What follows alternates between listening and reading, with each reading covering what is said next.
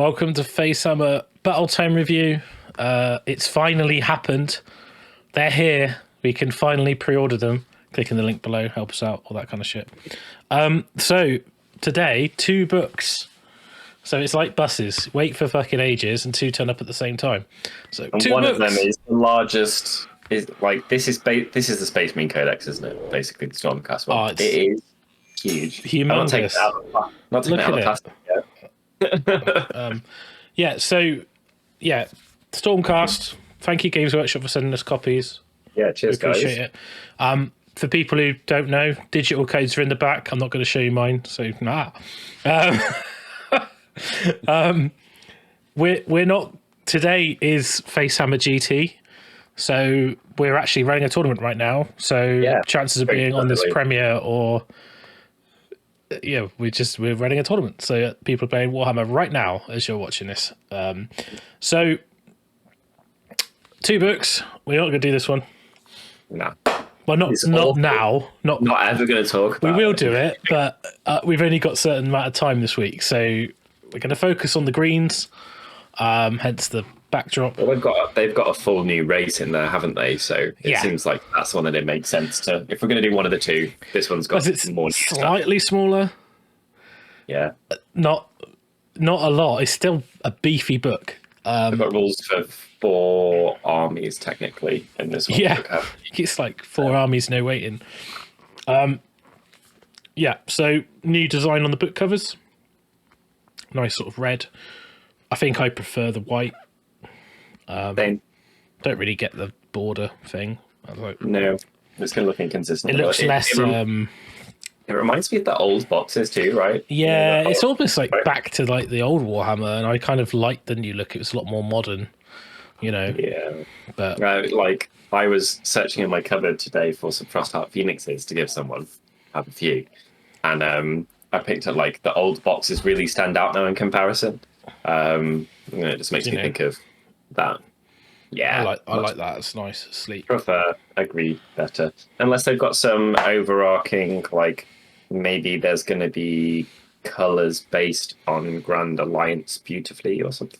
No, actually, red. That's already false. Warhammer Red is back. All right. So we should probably get on theme, shouldn't we? All right then. He says looking for his. There we go. Let's get on theme. In green. Let's just get on theme. There you go. We're in theme. We're back into red. Oh, that looks awful. We're not going to do that. Green. There we go. So, yeah, we're going to go green, as just is. So, we're going to talk about Warclans. We're going to go through the Battle Tome, match play stuff, basically.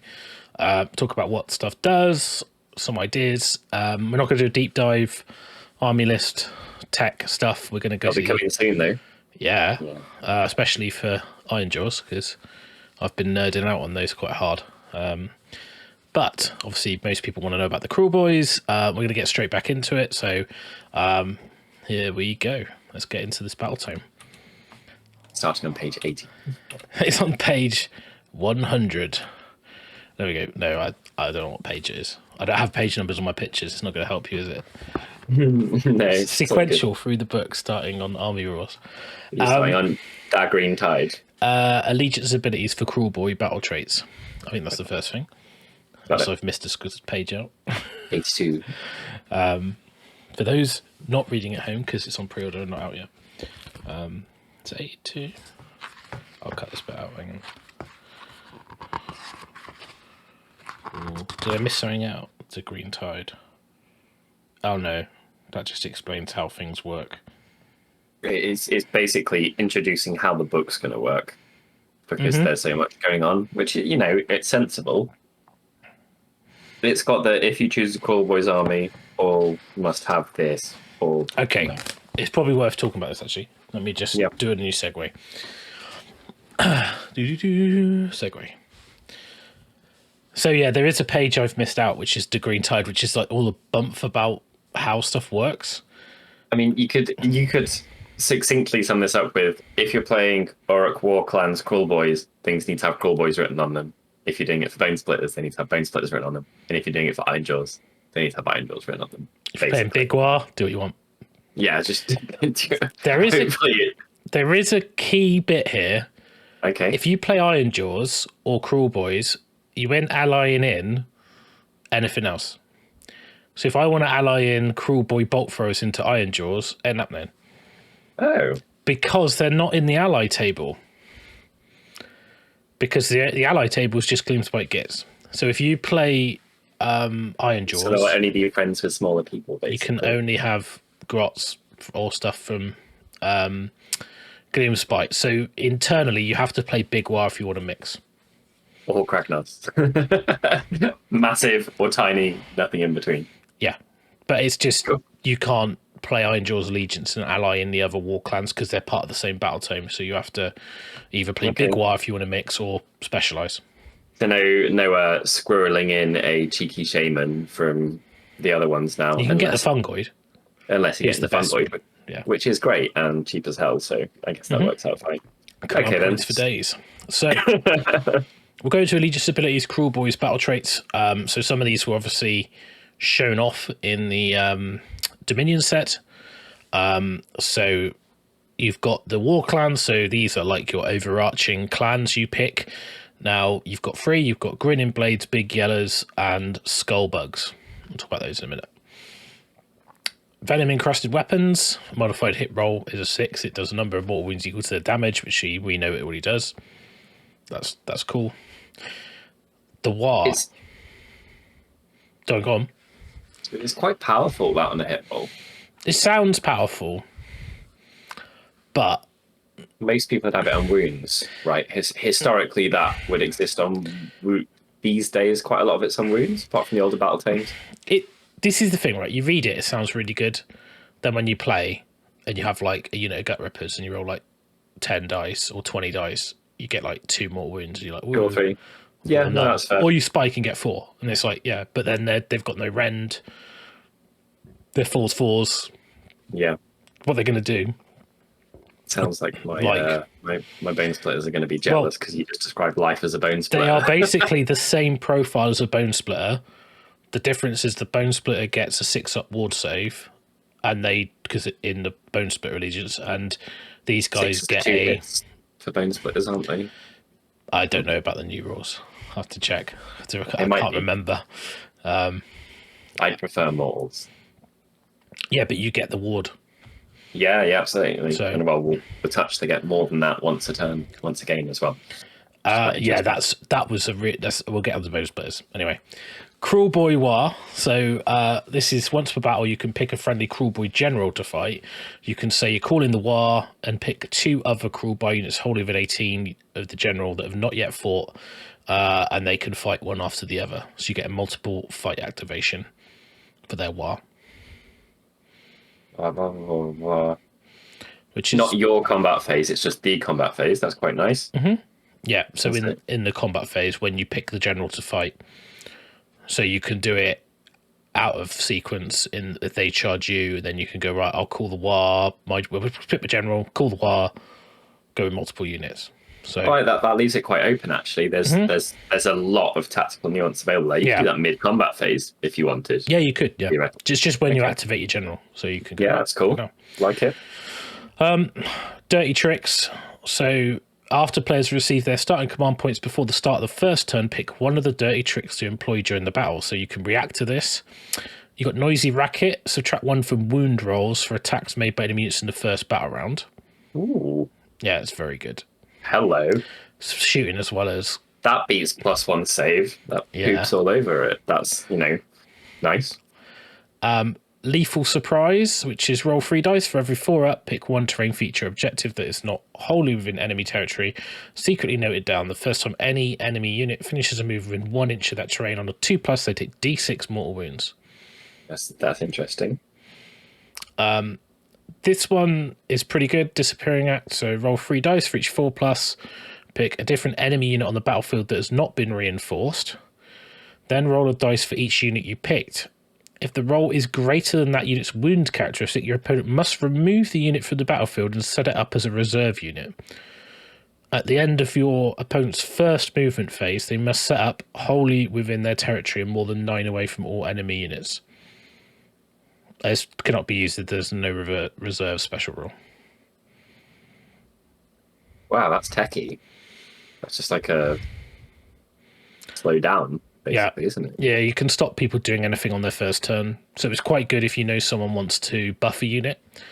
So if you're playing against like slaves and they've got Chaos Warriors, so they want to put all their buffs on, you can go where they're going to go first and buff their warriors. So actually I'm going to do Disappear and Act on them, roll a 3+. They all have to set up off the table. They're not there in the hero phase to buff. They come on at the end of the movement phase, so they're not buffed. Then you have your go, and you could double them. Quite frequently, you wouldn't care about more than like 1 or 2 units. So if you did get a good roll and got 3, you could just chance a wizard as well. Yeah. Right. Yeah. Which I think that's a really nice mixture of fluff meets rules. That seems really legit. Actually. I mean, like, it was really like it can be really impactful if someone's taken like a Death Star of like Mortek Guard or even like 30 witches or something like that, and you just basically just stop them being aggressive on the first turn. Can't be not Plague Bearers. Not reinforced though. Oh yeah, sorry. I'm being. So it has to be. Yeah, it's all good, but you can still like cavalry, like a load of little pokey, annoying threats. Screens, hello screens, bye screens. Yeah, that works. I don't tend to use this. I tend to use the bottom one most, which is covered in mud. So this one is after roll 3 dice for each 4+, pick 1 unit. It's not a hero or monster. Yeah. I've cut it off on the picture, but while that unit is was it in cover, roll 3 dice for each 4+, pick 1 friendly unit that is not a hero or monster. While that unit is in cover, it is not visible to enemy units. Yeah, so it's really strong when you use it on shooting units, because you can set your shooters up in cover and they can't see you, but you can see them because there's no. Yeah. So well, it's not restricted to be a big unit, you know, as big as will fit in terrain. Yeah. Yeah, it could be a bolt skewer bow as well, because that's not a hero or a monster, or it could be a unit of bolt boys. We'll get onto that in a minute, but it's quite good because you literally just protect them from enemy shooting. So the good thing about these is they are after you've basically picked your command points, so you even know who's going first. Yeah, then you do it. Well, I could imagine that, you know, this type of thing. If roles weren't involved, you maybe would note it down on your army list. So you've got a lot of information at the point at which you rock on with this. Yeah, I mean, like you can tailor this to your opponent depending on if the scenario and if they're going first or second. Perfect. No, that's badass. So really good. So we've got the command traits. I do apologise for the quality of these pictures. I've been a bit rushed today to get these done. So you've got Slippery Scumbag. The general can retreat and charge, which is okay. Tasty if you're resilient enough. Otherwise, it's a bit more useless. So I guess that's going to have a narrow range of what it's applicable to. Honestly, I don't think KRULEBOYZ are a very combat-focused faction. They can be, but you're going to be focused on the shooters. So then you've got Super Sneaky. If the general's on the battlefield, before terminating who has the first turn, pick 1 KRULEBOYZ unit and set up anywhere on the battlefield more than 9 from all enemy units. That's solid. It's amazing because you can alpha strike with your shooters with it. You can combine that with covered in mud, so they can't be seen. You can put a unit of hobgrots in the middle of the table just as a screen, just to stop people alpha striking you through the sky. So better if you're low drop because you know what's going on. Yeah. But again, something you can factor into your list design. And then Egomaniac is if you're within 3 of a friendly unit, roll a dice for allocate a wound or mortal wound for this general. Instead of making a ward roll for this general on a 4+, pick 1 other unit within 3. That wound is allocated to the unit instead and cannot be negated. New wording appearing there. That's cool. Yeah. So nice. Then we've got some artifacts. So people will notice there's only 3 command traits rather than 6 because there's with the new battle tomes, you've got a much shorter list of things. So you don't have like 6 command traits, artifacts for every type of hero in different I'd rather there was and 3 that were viable instead of 6 and 4 are bullshit. Yep. So I really enjoy nerding out over books. Like, absolutely love it. I love building lists. More isn't better. I'd say better is better. So I'm cool with that as long as it is better, which so far these all seem like there's a couple that aren't as good as others, but they seem pretty viable in a lot of cases, or at least, for a specific build. And that'll allow people to tailor in whatever direction they want to go. So I am down so far. Yeah. You've got the artifacts. You've got Arbiter Ash. So once per battle, start of the combat phase, you can say he will hurl the Arbiter Ash at a foe. Pick one enemy unit within 3 inches and roll a dice. On 1 to 2, nothing happens, which is always a bit of a feel bad. 3 to 4, subtract 1 from hit rolls. For the phase, on a 5+, 1 from hit rolls for attacks made by unit for the rest of the battle. If your heroes aren't wanted to be in combat, are they going to want to use this? You can use it when they charge you, though.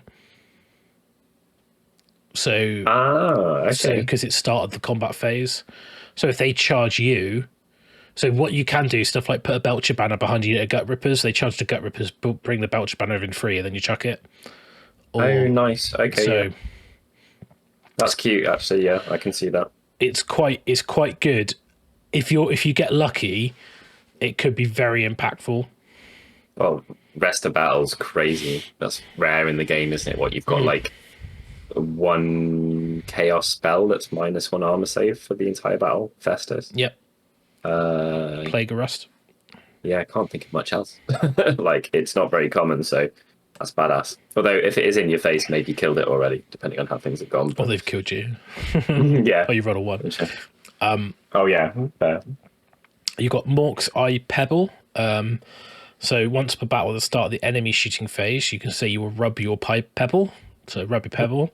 The bearer and all friendly units. I get in trouble for that. Yeah, you do get in trouble if you do that at our event. But if you do it, the bearer and all friendly units holding within 12 of a ward of 5 up until next phase. That's what people have been complaining about then. If everyone gets a bonus. It's pretty good. Yeah, that is so enemy shooting phase. We'll start the next phase. So quite specific. If you're in a shooting meta, obviously amazing. Otherwise, pretty situational, unless it's a particular weakness for the army in general, which I could see it being, to be fair. Yeah. I imagine they want to shoot, but they don't want to get shot at, hence hiding in cover. If you're playing a shooting army that's got a 6-up save and low bravery and a short range, you're probably like, well, I don't want to play Sentinels, so if I can stop them shooting me or I get a ward, then yeah. No, I can see that. Better than playing a combat army with a 6-up save. I know. Don't. I get that.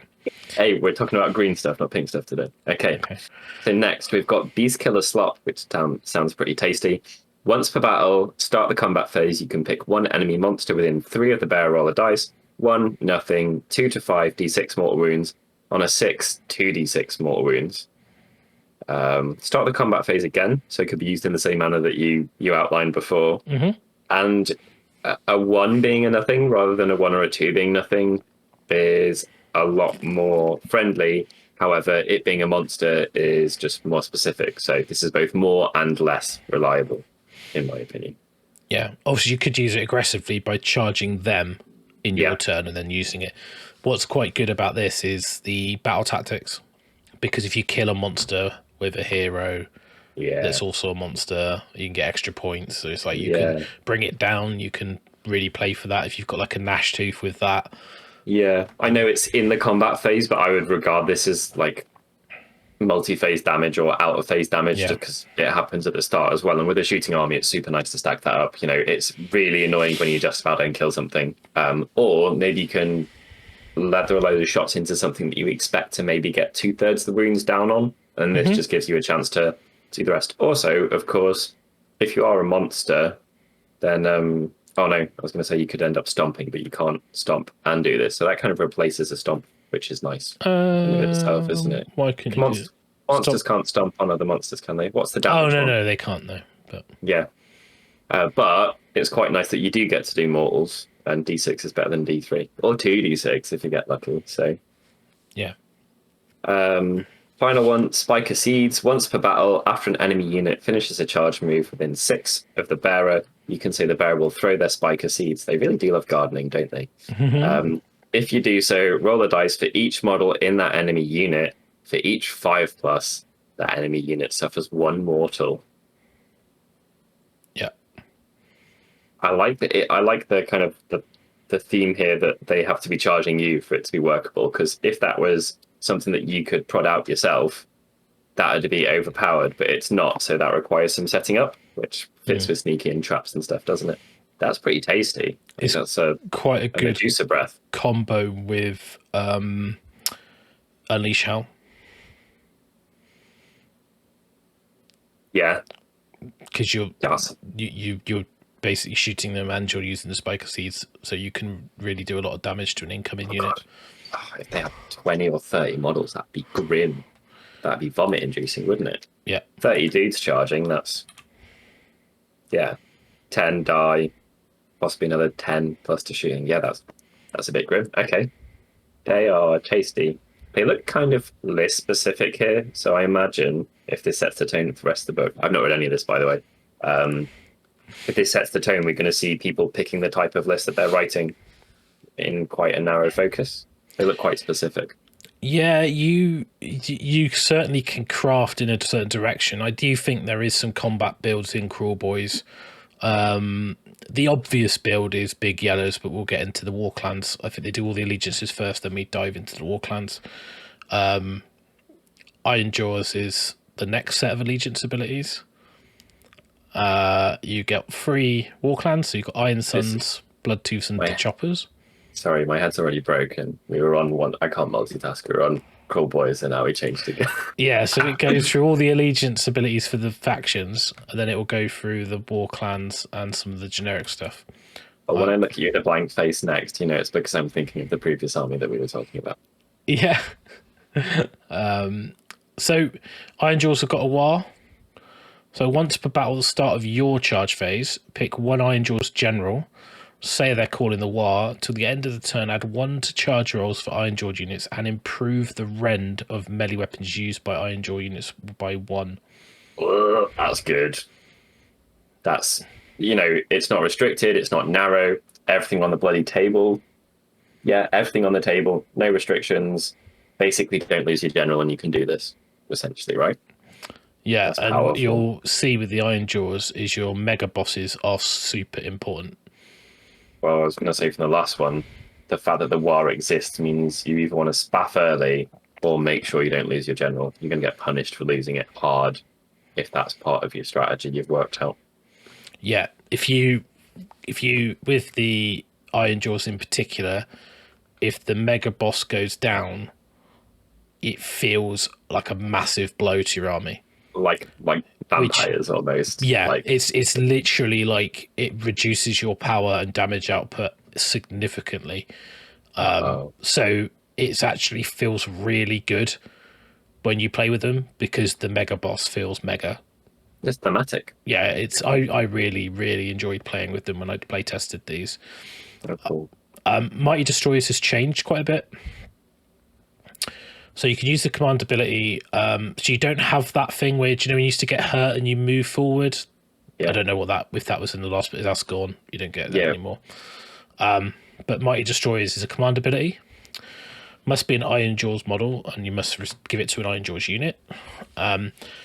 If the unit that received the command is more than 12, you must make a normal move. If it's within 3, you make a pile-in move. You don't fight, you just pile in, which is a bit meh. If the unit, it's just an option, I guess. I don't, rarely used. Yeah. Rarely used, but sometimes useful. I could see it being useful sometimes. I don't know. Then, if the unit's within 12 of an enemy unit and more than 3 from all enemy units, you must attempt to charge with the unit. Which sounds a bit, why would you do that? But if you charge someone in your hero phase, that is not the charge phase. So they cannot use Unleash Hell. Okay, cool. So if you teleport with the green hand, or you use the mount trait Fasten, which we'll get to, you can move, then charge, before you even get to your movement phase, and they can't redeploy, and they can't unleash hell.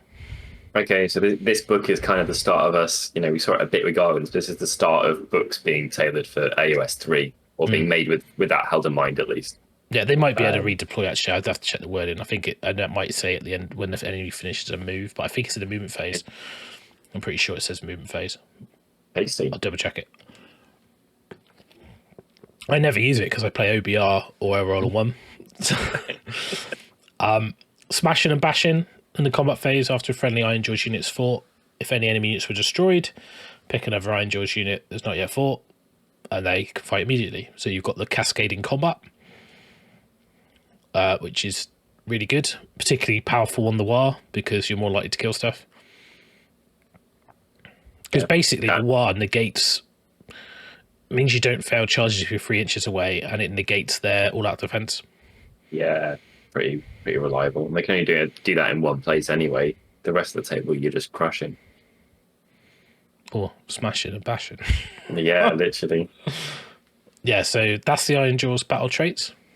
That's already a pretty wide set of applications, potentially, from a small amount of rules. So tasty. Yeah, well, this is the nice thing about the book. The rules are simplistic, but once you play a game and they synergize, you get to feel the power of it. So we've got the IRONJAWZ command traits. But see some defensive ones here if your general is that important. So fingers crossed. Hopefully. There's always Army of Destiny. So you've got the brutal mega boss. So brutal warlords, mega bosses only. So they've got 2 here. They've got 2 groups. Hulking brute. So after the general makes a charge move, pick an enemy within 1, roll a dice on 2+ to take D3 mortal wounds. Which is okay if you've got a more crusher and you're using stomp as well. You can do quite a bit on a charge. Yeah, it's just reliable damage, isn't it? But not particularly sexy. The next one's very good. Yeah, I've seen the word Mighty Destroyers, so it's already good, isn't it? Mega Bossy. This general can issue the Mighty Destroyers command even if it's already been used by another friendly model in the same phase. So not for free, it'll still cost you a CP. That's right. But you can double down on it, which is... wait there. There's nothing anywhere that says the same unit can't benefit from it more than once. I don't think so. Break-in. Right. Maybe you have. Oh, yeah, there is. It's in the core rules. You can't. Oh, yeah. Yeah. Can't benefit. I was going to say, I'm pretty sure you can't do that. Yeah. Okay, now we're good. Yeah. We would have got that. I would have caught that. Yeah. I was like, why didn't I play it that way? I was like, because you can't. That's fine. You weren't cheating. Sorry, guys. We will get on to why it's good a little bit when we talk about War Scrolls. Mighty War Leader is next. If this general calls an IRONJAWZ War, you can re-roll charge rolls for friendly IRONJAWZ units wholly within 12 of them until the end of that turn. If you're on a more pressure base, that's a very, very large part of the table. It's doubling down on your War. Yeah, if you're pushing and you're getting 1 rend extra, which is a huge deal, and you're getting add 1 to charge rolls, just that distance around the edge is nice. Not only that, but one of the worst things in Age of Sigmar is when you spend a CP and it doesn't work out. So at least you didn't spend didn't spend a CP on this, and it can affect multiple units. Whereas if something fails and then you re-roll that one, and that means that no one else can fail, it just feels a bit bad. So tasty reliability.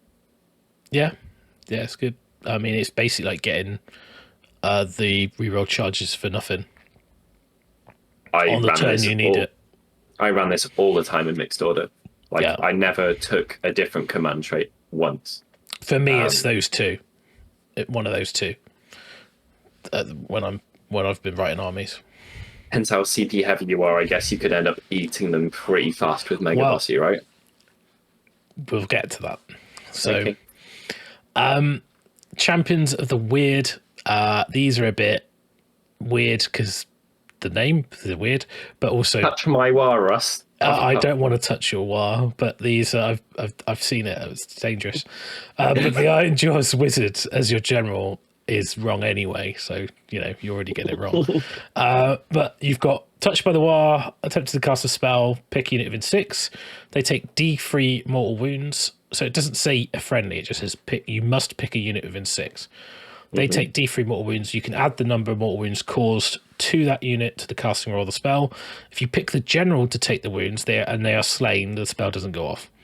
So basically every turn, you're just nuking whatever's near you to cast more effective spells. It could be quite fun, especially if you he's in the middle of the enemy, because you could start hurting them and doing it. Yeah. But it's a bit random. I don't know. Yeah, if you got 2 casts, or if you can get up to 3 casts, you could just be like pew pew pew. Yeah, unfortunately the weird knob isn't very good, so it's kind of a bit of a then you've got Master of the Weird. Pick 1 extra spell. Nah. Again, these are not. Yeah, but you only get 1 cast, so. Yeah, you hit the nail on the head.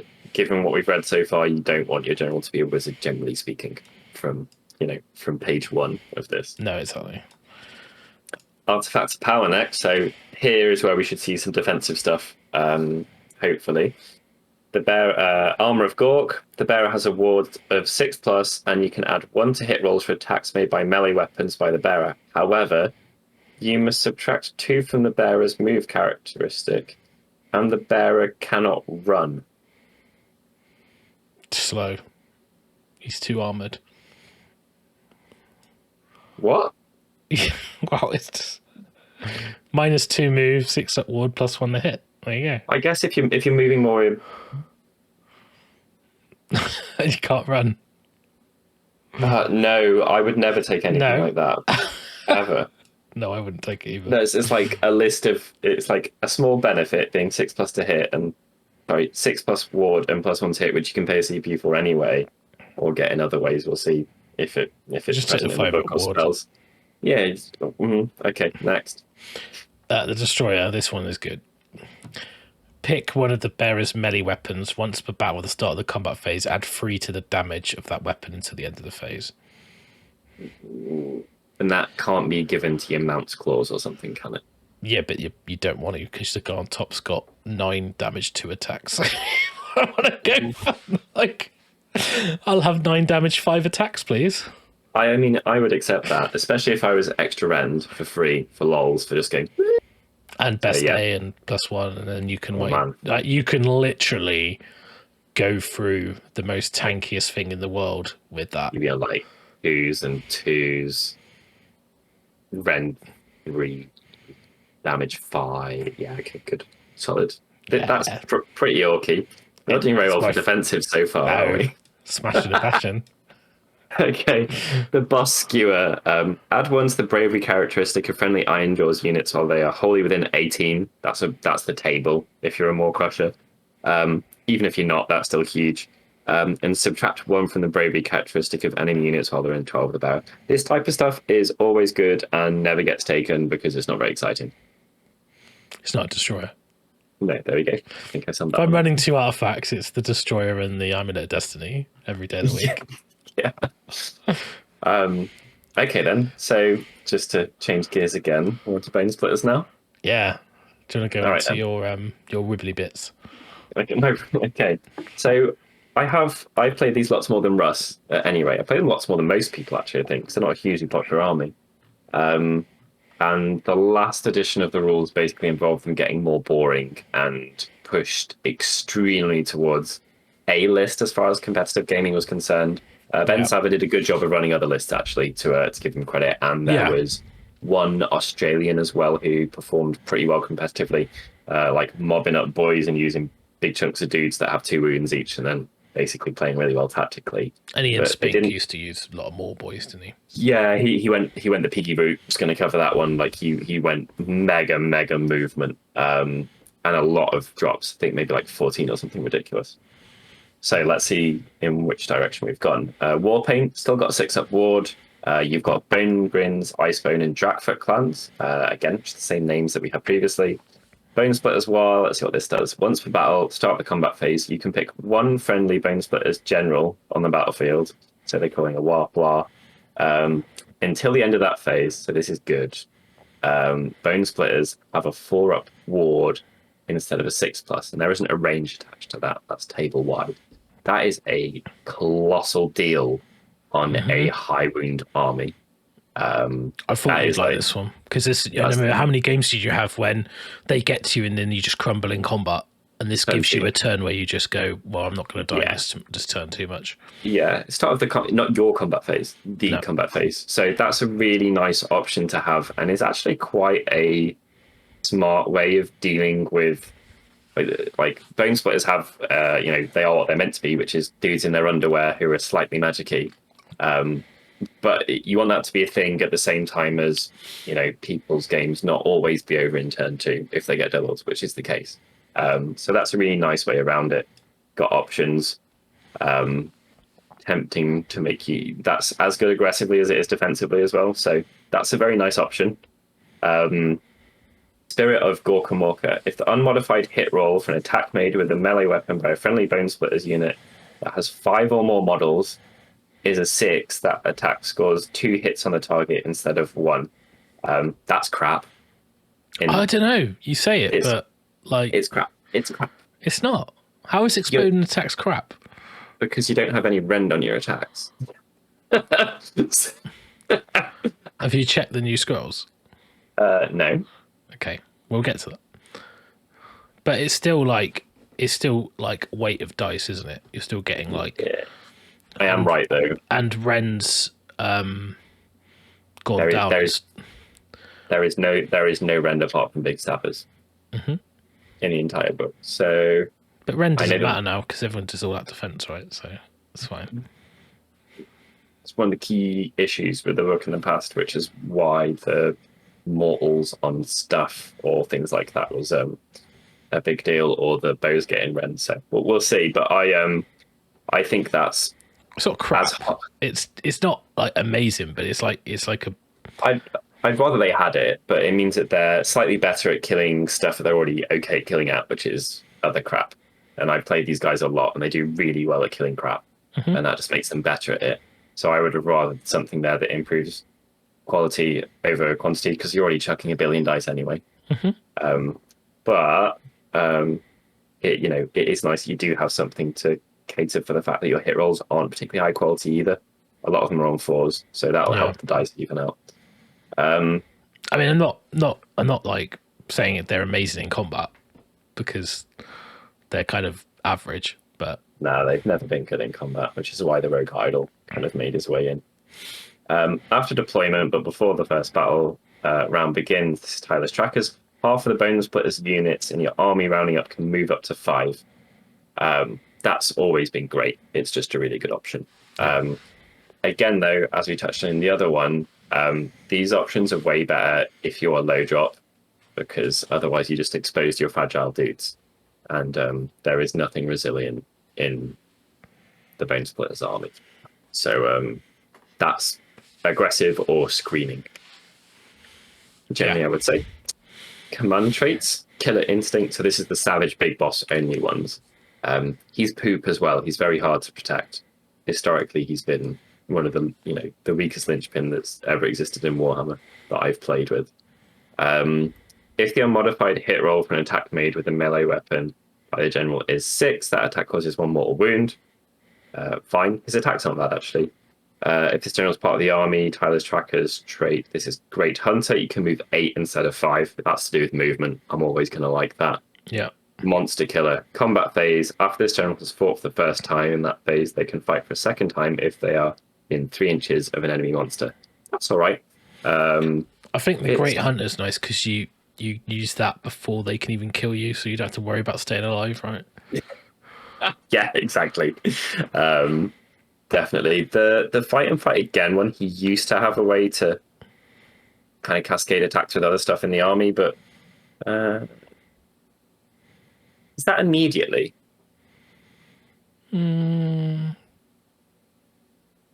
It looks like it needs the word immediately there. I don't think it is. I think it just means you can pick them again. Okay, then. I don't know. It looks like the intent may have been immediately, but I could maybe...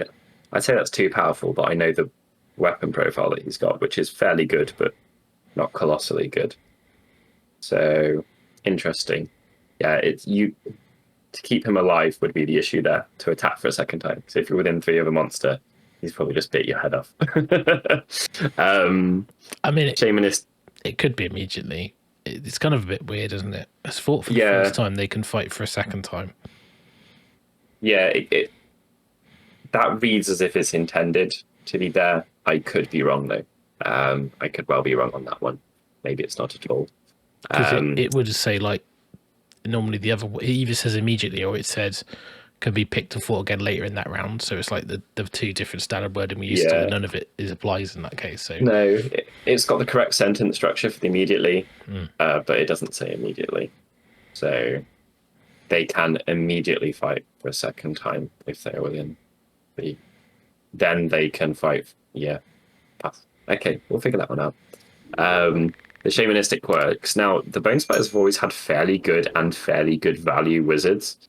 So it's not mental to pick one as your general. Also, it's quite common to have like the 2 cast wizards as general, isn't it? They used to have a ward save as well, I believe, or some type of, maybe that was just the item that everyone gave them. You can pick 1 extra spell for this general from Lore of the Savage Beast. I guess we'll see how good the lore is. Or when this general issues a command, it can be received by a friendly unit wholly within 24 instead of 18. Now, that's quite cute on a wizard.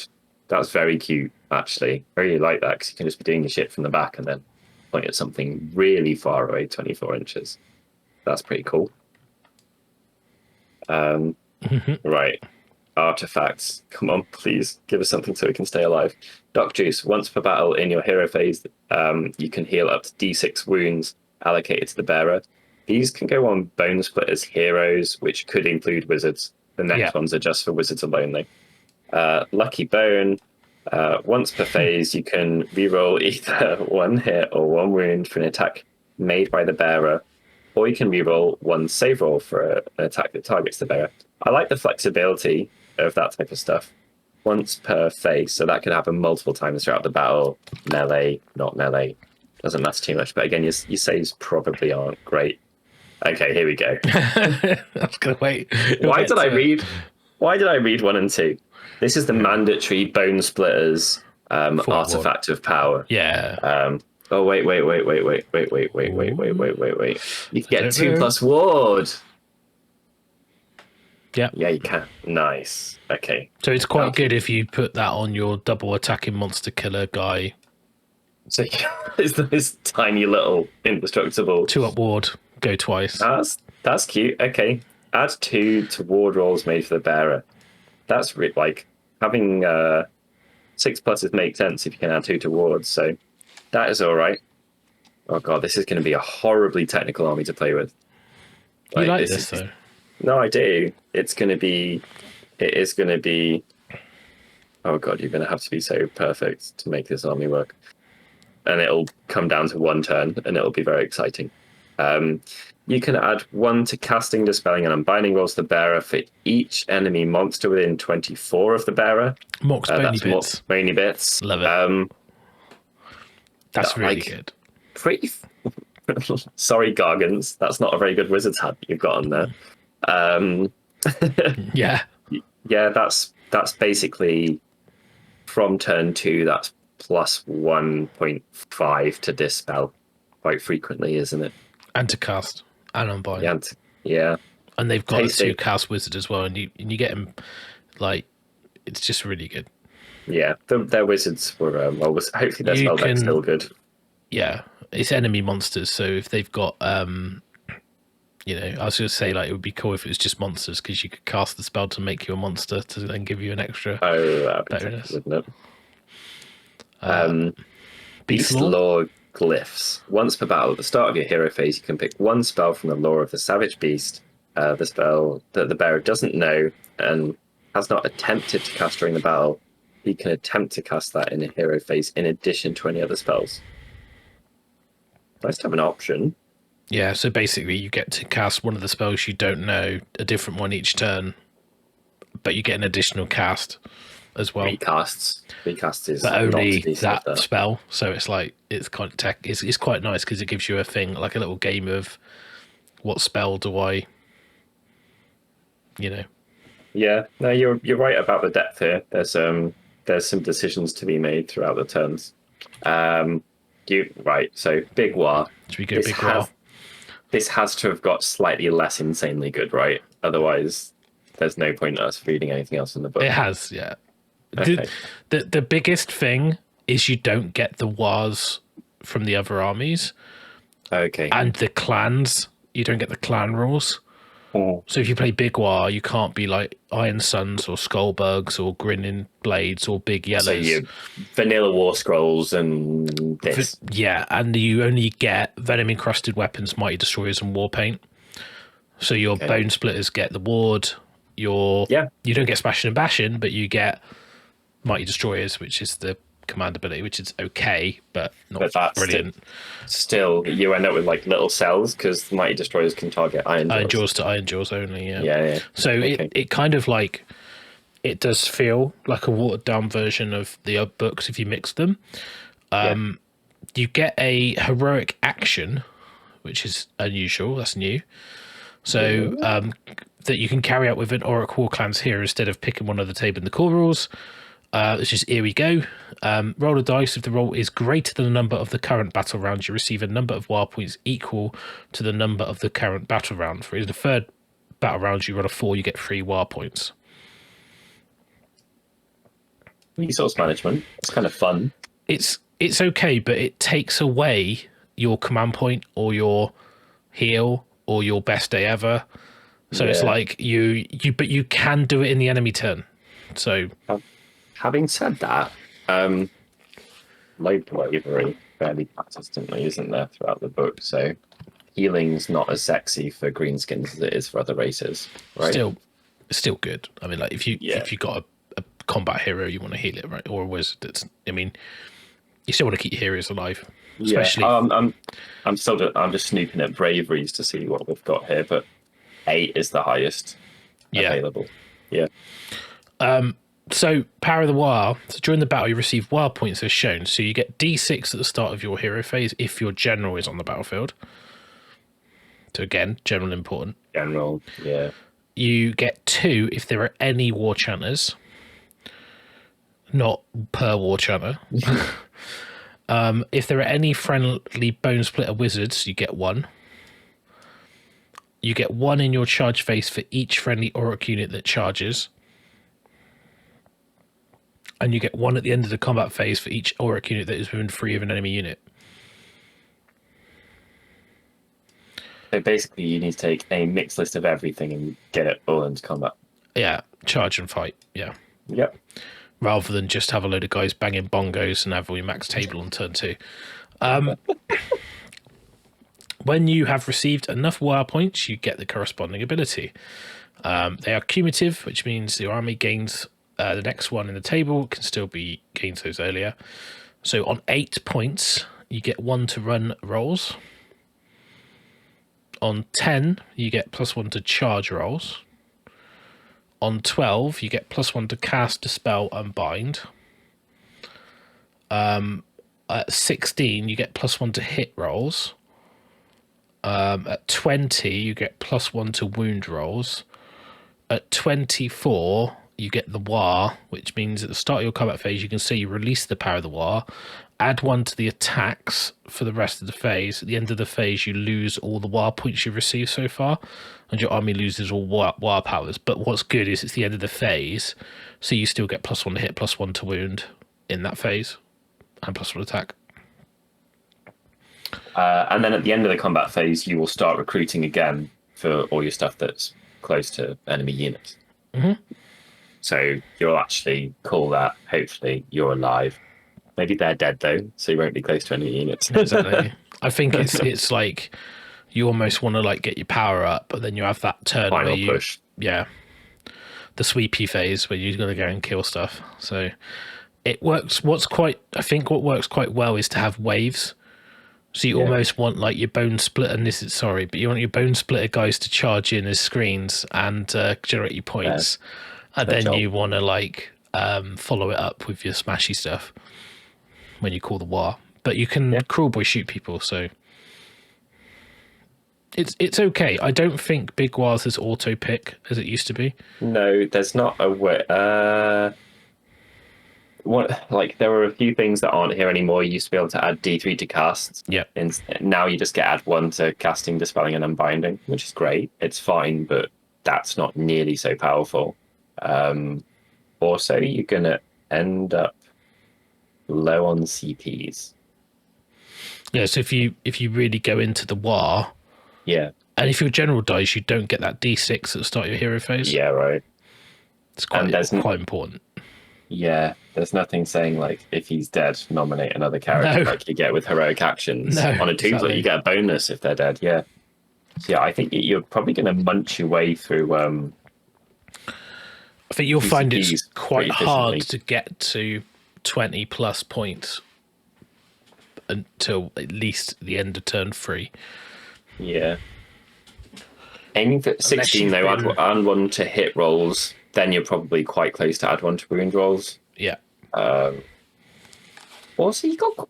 I know, like, no one's ever going to turn down having 1 to attacks for everything in your army, but orcs aren't low on attacks. So I think just increasing the quality. So maybe you just, you eke your way up. I think it's that like 16, 20, and you just sit there unless there's like, fuck, I need to. This is final push turn. Yeah, you do. Yeah, and then like, but there'll be that crucial turn where you're like, I need to do some serious damage now. Okay, yeah. I like it though. It's got a bit more thought to it than the last one, I'd say. Or you've got to manage it rather than just like plowing it up and getting to do all your spells for free. This is going to take some fiddling. Mount traits. So this is quite interesting. These are the same for both the KRULEBOYZ mounts and the IRONJAWZ mounts. What about the bones? They don't have mounts. Sorry. Okay. It's fine. It says one Warclan hero with a mount. So if you had a guy on a boar, you could. Like if something really inappropriate to a boar.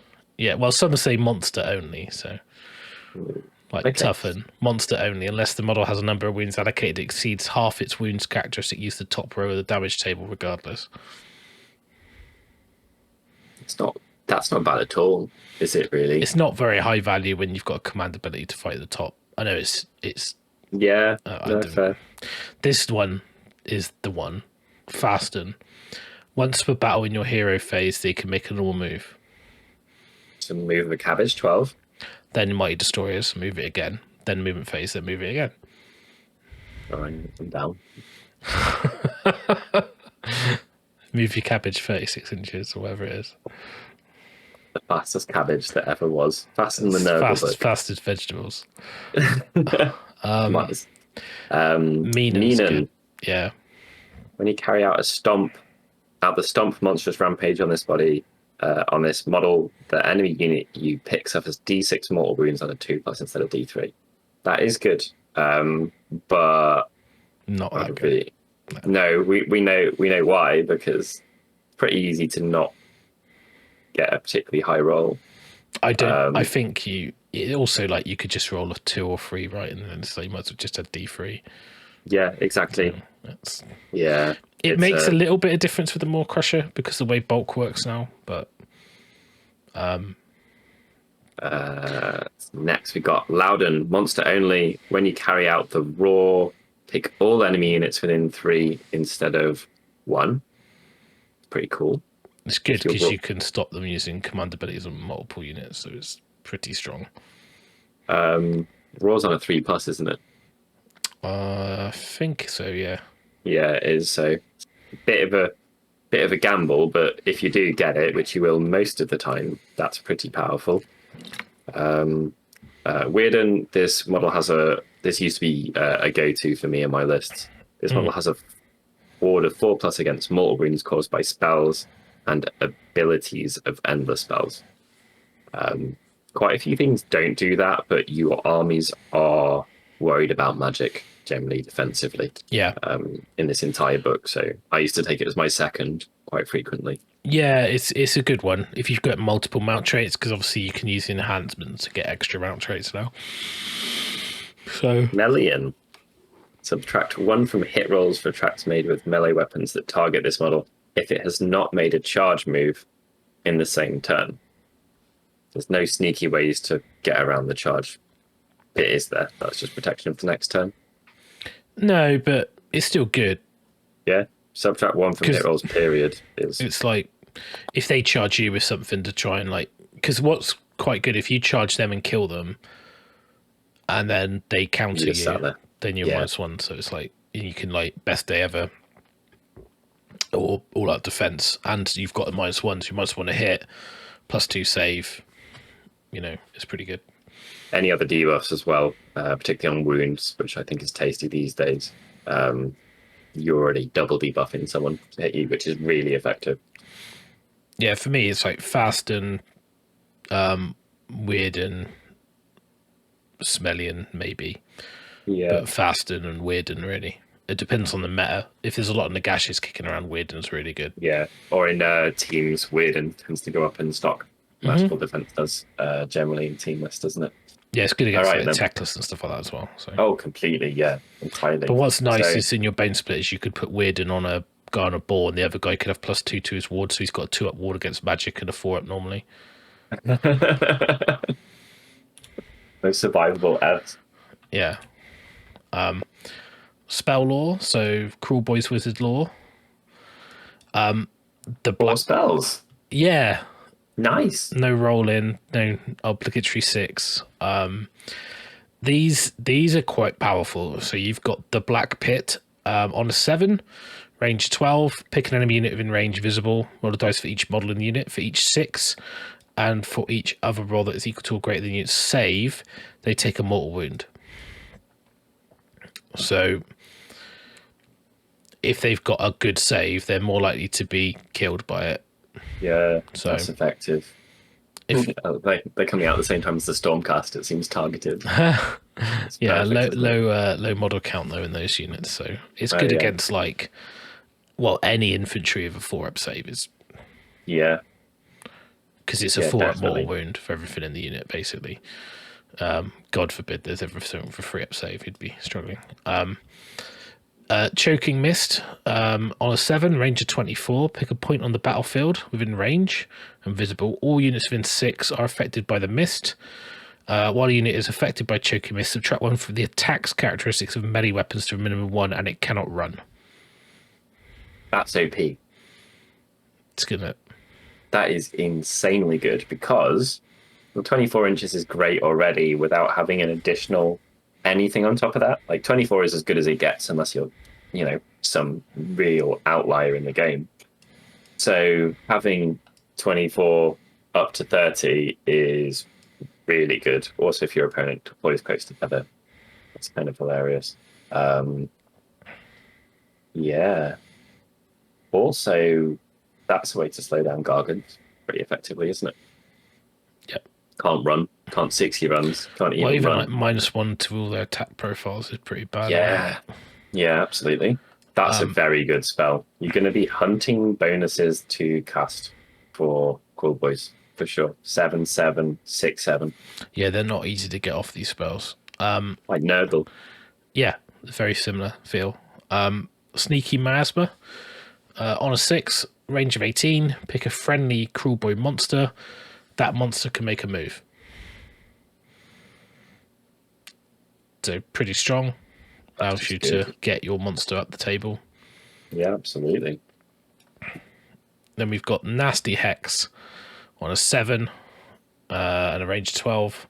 If you hit a unit in range and visible, to the end of your turn, ward rolls cannot be made for models in that unit. Just checking. There's just 2 monsters, isn't there? There are 2, yes. There's a Sludge Raker. No, I think there's 3. Snatcher Boss. Snatcher Boss on Sludge Raker. Then you've got the Ripper Volker. And I think you've got the Maya Brute Chogoth. Okay, might be a monster. It might not. I think it is. Move 8. So, yeah, hello 16-inch move. That's fine. That's absolutely fine. But Nasty Hex is good. No ward saves. Pretty good when you do mortal wounds with your attacks, right? No, that's really good. That's you gotta be close. Yeah, you do. With KRULEBOYZ, you need to get up close. You've basically that they're very glass cannon, and you get close, and then it's like, can I unleash my synergy? Or be rapidly punished and lose the game. Yeah. Both them and Bone Splitters are looking pretty techy by destruction standards. KRULEBOYZ are very technical, in my opinion. So nice. Unless you just go loads of shooting and just shoot them before they move, that's fine. That's my type of old technical Bone Splitters list. Yeah. So IRONJAWZ Wizards. Yeah. Do you want to do these or? Yeah, let's go for it. Whoa. Casting value at 10. That's why you need that weird command trait. Absolutely. So Foot of Gork is a spell that has casting value of 10 and a range of 18. Pick one enemy unit within range and visible to the caster. Unit suffers d6 mortal wounds, then roll a dice. On a 1 to 3, it stops. 4 plus d6 mortal wounds. Keep rolling a dice this way until the sequence stops or the target unit is destroyed. So that can't stomp you. That is a powerful spell. Yeah.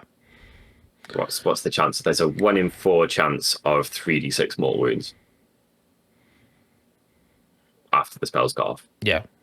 I mean, it's good. That's good. I'm not sure if it's worth 10, but that's scary. It's a fire and forget spell. Just chuck like your opponent's just going to be like, don't roll high. People keep out. That's like. I mean, 18 inches is a long range as well, right? It's like curses. Yeah, it's like Curse of the Years. Part of the benefit of Arcan is that people keep outside of 18 of him. So they just panic about it because it's like it could do absolutely. it could happen. Plus, it's fun, right? Yeah, poor Stormcast. Oh, you're really elite armored dragon. Mighty Headbutt is next, much cheaper. Casting value of 5, range of 16. Odd. Pick one enemy hero within range. That hero suffers 1 mortal wound. If it's a wizard, they suffer d3. Okay, fine. Big Green Hand of Gork. Casting value of 7, range of 12. Pick one friendly Orruk unit wholly within, visible to the caster, and more than 3 from enemy units. Remove that unit from the battlefield and set it up more than 9. It cannot move in the following movement phase. So fairly standard fare. A staple. One thing that would be noticed on here, it says it cannot move in the following movement phase.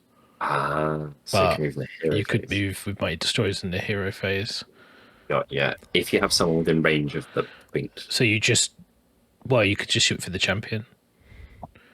Okay, yeah. So you could set your unit up just outside of 12.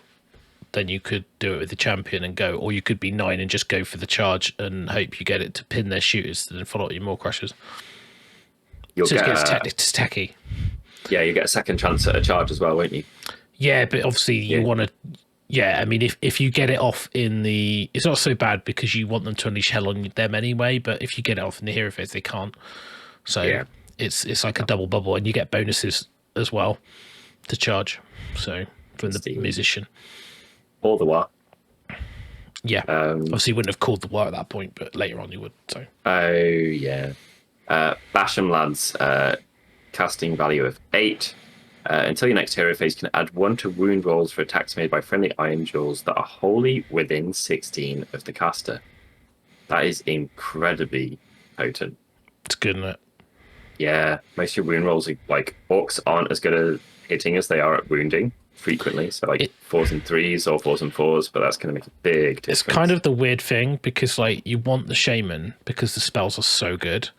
Yeah, but there's no bonuses to cast really unless you take that trait, and you don't want your general being a shaman because you want it to be the mega boss for the Waaagh and every other reason, all the other reasons. And then you're like, so it's a really weird thing, and then you're like, they're quite hard to cast, and you're like, do I take the Big Green Hand, which gives me the opportunity to do something sneaky, or do I just take Basham Lads and try and get this bubble up and move up with my army? So it's quite good. So good decisions. No, they're powerful. Yeah, they are. Yeah, they feel decidedly orky in their effects and their casting values and how they work as well. Yeah, I think wound buffs are great in this edition. So yeah, I love Basham Lads. It's a great spell. I mean, it's on an 8 though. It's just hard to get off, but if you get it, it's massive. you kind of just do what you're going to do anyway. Presume you don't get it, and if you do, your shit goes twice as well. The only problem is that sometimes you just want to chuck that Mystic Shield and just be like, I just have the +1 save, you know. Yeah, it's not very orky, but it isn't. Maybe playing without any wizards is the most orky. BONESPLITTERZ Wizards, Lore of the Savage Beast. Now, this used to be tasty. There's nothing to do with doubles or anything I've noticed here, so they don't. Their magic's just you roll a value and you get a value. It's not like 10+ does more or anything like that I've noticed so far. Squiggly Curse is a spell that casting value is 6. One enemy hero within 3, D3 mortal wounds. If he's slain, add 1's casting rolls to cast for the rest of the battle. Unlikely you're that close to enemy wizards, but monster casters might be one. Glowy Green Tusks, casting value of 5 and a range of 18. Pick 1 friendly BONESPLITTERZ unit, hold within range.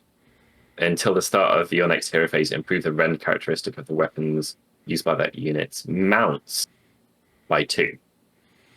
Yeah, they got to have pigs to get tusks, right? They can't have pigs to get tusks. It's pigs only as well. They're the only thing that's available. So that boars have got 1 attack each, and it gets slightly more effective on the charge, if I recall correctly. So it's an interesting one. It basically turns the mounts, whatever gets through, into almost a mortal wound at that point, isn't it? If you're against like average quality stuff. Yeah. Gorkham's War Cry. See, that's when the extra exploding attacks would be good, you see. Okay then. Piggy type. It's all about the piggies. Ian's going to be happy, isn't he? You need to squeal like a piggy. Rather than call a war. The only thing I don't have painted. Call a rather than war. Gorkham War Cry, casting value of 7 and a range of 12. If successfully cast, pick 1 enemy unit, hold within range. In the following combat phase, can only be picked to fight at the end of the phase. So ASL for something within 12, which is a bit more doable. Still you're gonna have to want that quite a lot to pick that in your list, though, I think, or play around with it. Power of the Werewolf. Power of the Werewolf is a spell that has casting value of 6, range of 24. Pick 1 friendly BONESPLITTERZ unit, wholly within. Add 1 to the run rolls and charge rolls to that unit, and add 1 to the hit rolls, but it cannot shoot. So it's a melee buff, which is cheap and has a long range. That is an efficient spell. 6 to cast, wholly within 24. Add 1 to run, charge, and hit. A couple of things in the book will probably have run and charge, so that's a double buff for them, I guess. Yeah. Right. Okay. Some Warclans. We're going to go back to KRULEBOYZ now, just to cause all this kerfunkery. Go for it. You can take these boys. Oh, right, okay. They are your boys. So you got the Grinning Blades. So during the first battle round, Grinning Blades models are not visible to enemy models that are more than 12 inches away from them.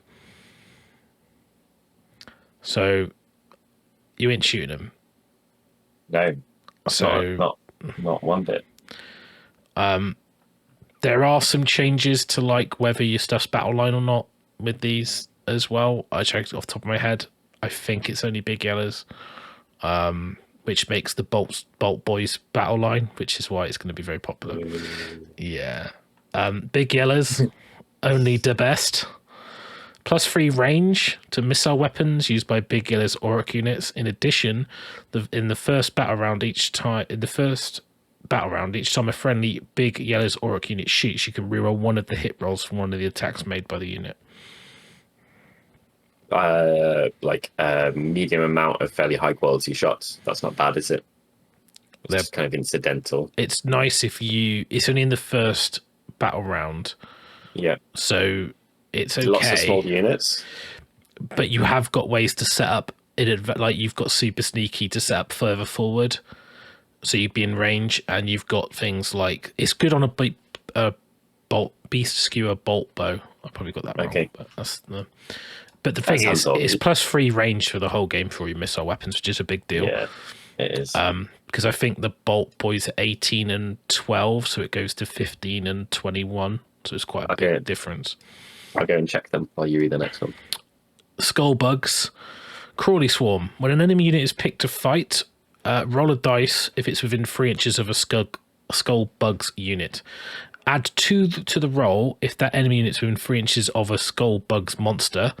On a 6+, subtract 1 from hit rolls for attacks made by an enemy unit in that phase. So you've got there are some other debuffs in the army. You've got like the mocking, like taunting from the cruel boy infantry guys, the murder boys, whatever they're called. I've forgotten the name, but you know, those guys, gut rippers. So they get to do a taunt thing. You've got the mount trait Smellion, and you've got this, so you could be potentially but it's quite nice because it's not, doesn't matter what they hit, they could be hitting something else. If you wrap your monster in men, it's pretty solid.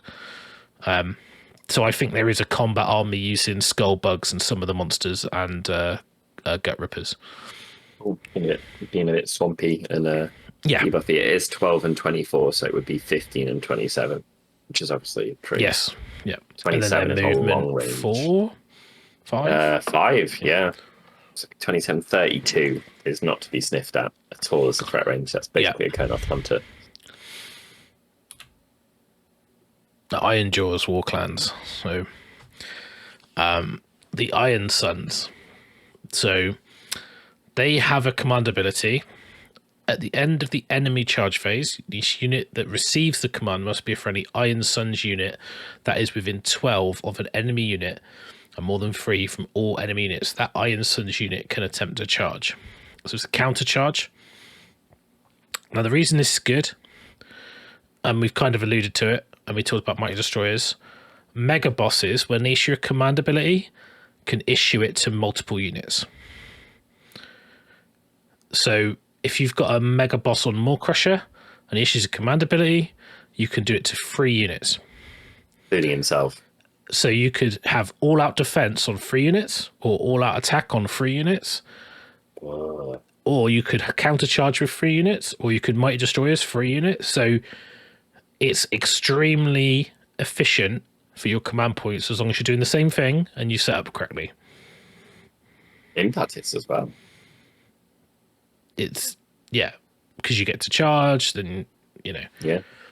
And you're still in the charge phase, so technically you can still then do Monstrous Rampages. Yeah. Cool. Tasty. It's good. Bloodtooths. This is the Gore Grunter one. This makes Gore Grunters battle line because they're not battle line. Hunt and Crush. At the end of the combat phase, friendly Bloodtooth Gore Grunter units that fought in that phase and are within 3 inches of any enemy units can make a pile-in move.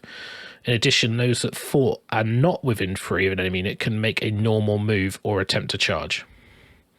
What a movement. Yeah, it's quite good because if you charge something and kill it, you can then charge and pin something else, or you can move backwards. Yeah, it doesn't matter that it might be their turn next. You'd prefer your combat unit to be in combat being made use of rather than stranded out on its own. Or you could move out of threat range of something if you were worried, or you could move back onto an objective. Yeah, no, that's super tasty. Also, making the Gore Grunters battle line means that if you did want a big unit of them, you can now have 9, whereas you couldn't. So that's the thing. Two 9s is actually not bad, and I did play with that list once, but you end up losing attacks. I don't think that matters as much in AOS 3. Like, it's often just about dodging stuff and delivering some damage. So I don't know if that's a viable list. Maybe it is. Then the Choppers, the Rabble Rousers ability. When you use Violent Fury from the Choppers War Chanters, you can pick 3 units of Brutes or Ardboys in combination to be affected instead of 1, and that's the +1 damage. So if you're running a heavy Brute and Ardboy army, it's very good. It's very efficient. Because for 1 War Chanter, you can hit multiple units with +1 damage. But if you do it... some MSU there. Yes. Like, just loads of 5s, because no coherency and quite good weapon options. And yeah, so you could hit 6 units. If you get 2 War Chanters, 6 of those units could have +1 damage. So you could hit like all your Ardboys and Brutes. And then the only thing is, if you pick a Mega Boss or your Maw Crusher, you can't do it multiple units because he's not an Ardboy or a Brute. So if you're running a heavy Brute Ardboy army, then that's good. If you're running a heavy Gore Grunters, Bloodtooths is good, Iron Suns is just good being tricky. I think Iron Suns, if you're running multiple more crosses, is really strong for the counter charges and stuff. And also that even Foot Mega Boss is good in that. So I've always loved the Foot Mega Boss. He's a nice option. It's efficient, but what I don't know what his points are. 140. Actually. 140. Yeah, it's about where they were. I might have been right nice. He's 140. Gore Grunters are 150. Brutes are 160. And fairly similar. Boys are 85. Fairly similar to what they were in AOS 2, actually. Yeah. There. Everything's within like 10 points of where it was. That sounds things. Okay then. Shall I take the Bone Splitters? Yeah, got them. Add 1 to the... So we've got Bone Grins. Add 1 to the attack characteristics of missile weapons used by friendly Bone Grin Savage Orruk AUDIBLE. So just add 1 to the attacks of that one unit. They hit on 5s. They're not crazy effective. They get 1 rend against monsters, and I think they are range 18. So that's fairly narrow in its scope, but you do need to be able to delete screens. So that's why I've buffed their shooting in the past, even in the non-wanky list that I've taken. Icebone, Freezing Strike. If the unmodified wound roll for an attack made with a melee weapon by friendly Icebone units is 6, causes a number of mortal wounds to the target equal to the weapon's damage, and the damage characteristic in the attack sequence ends.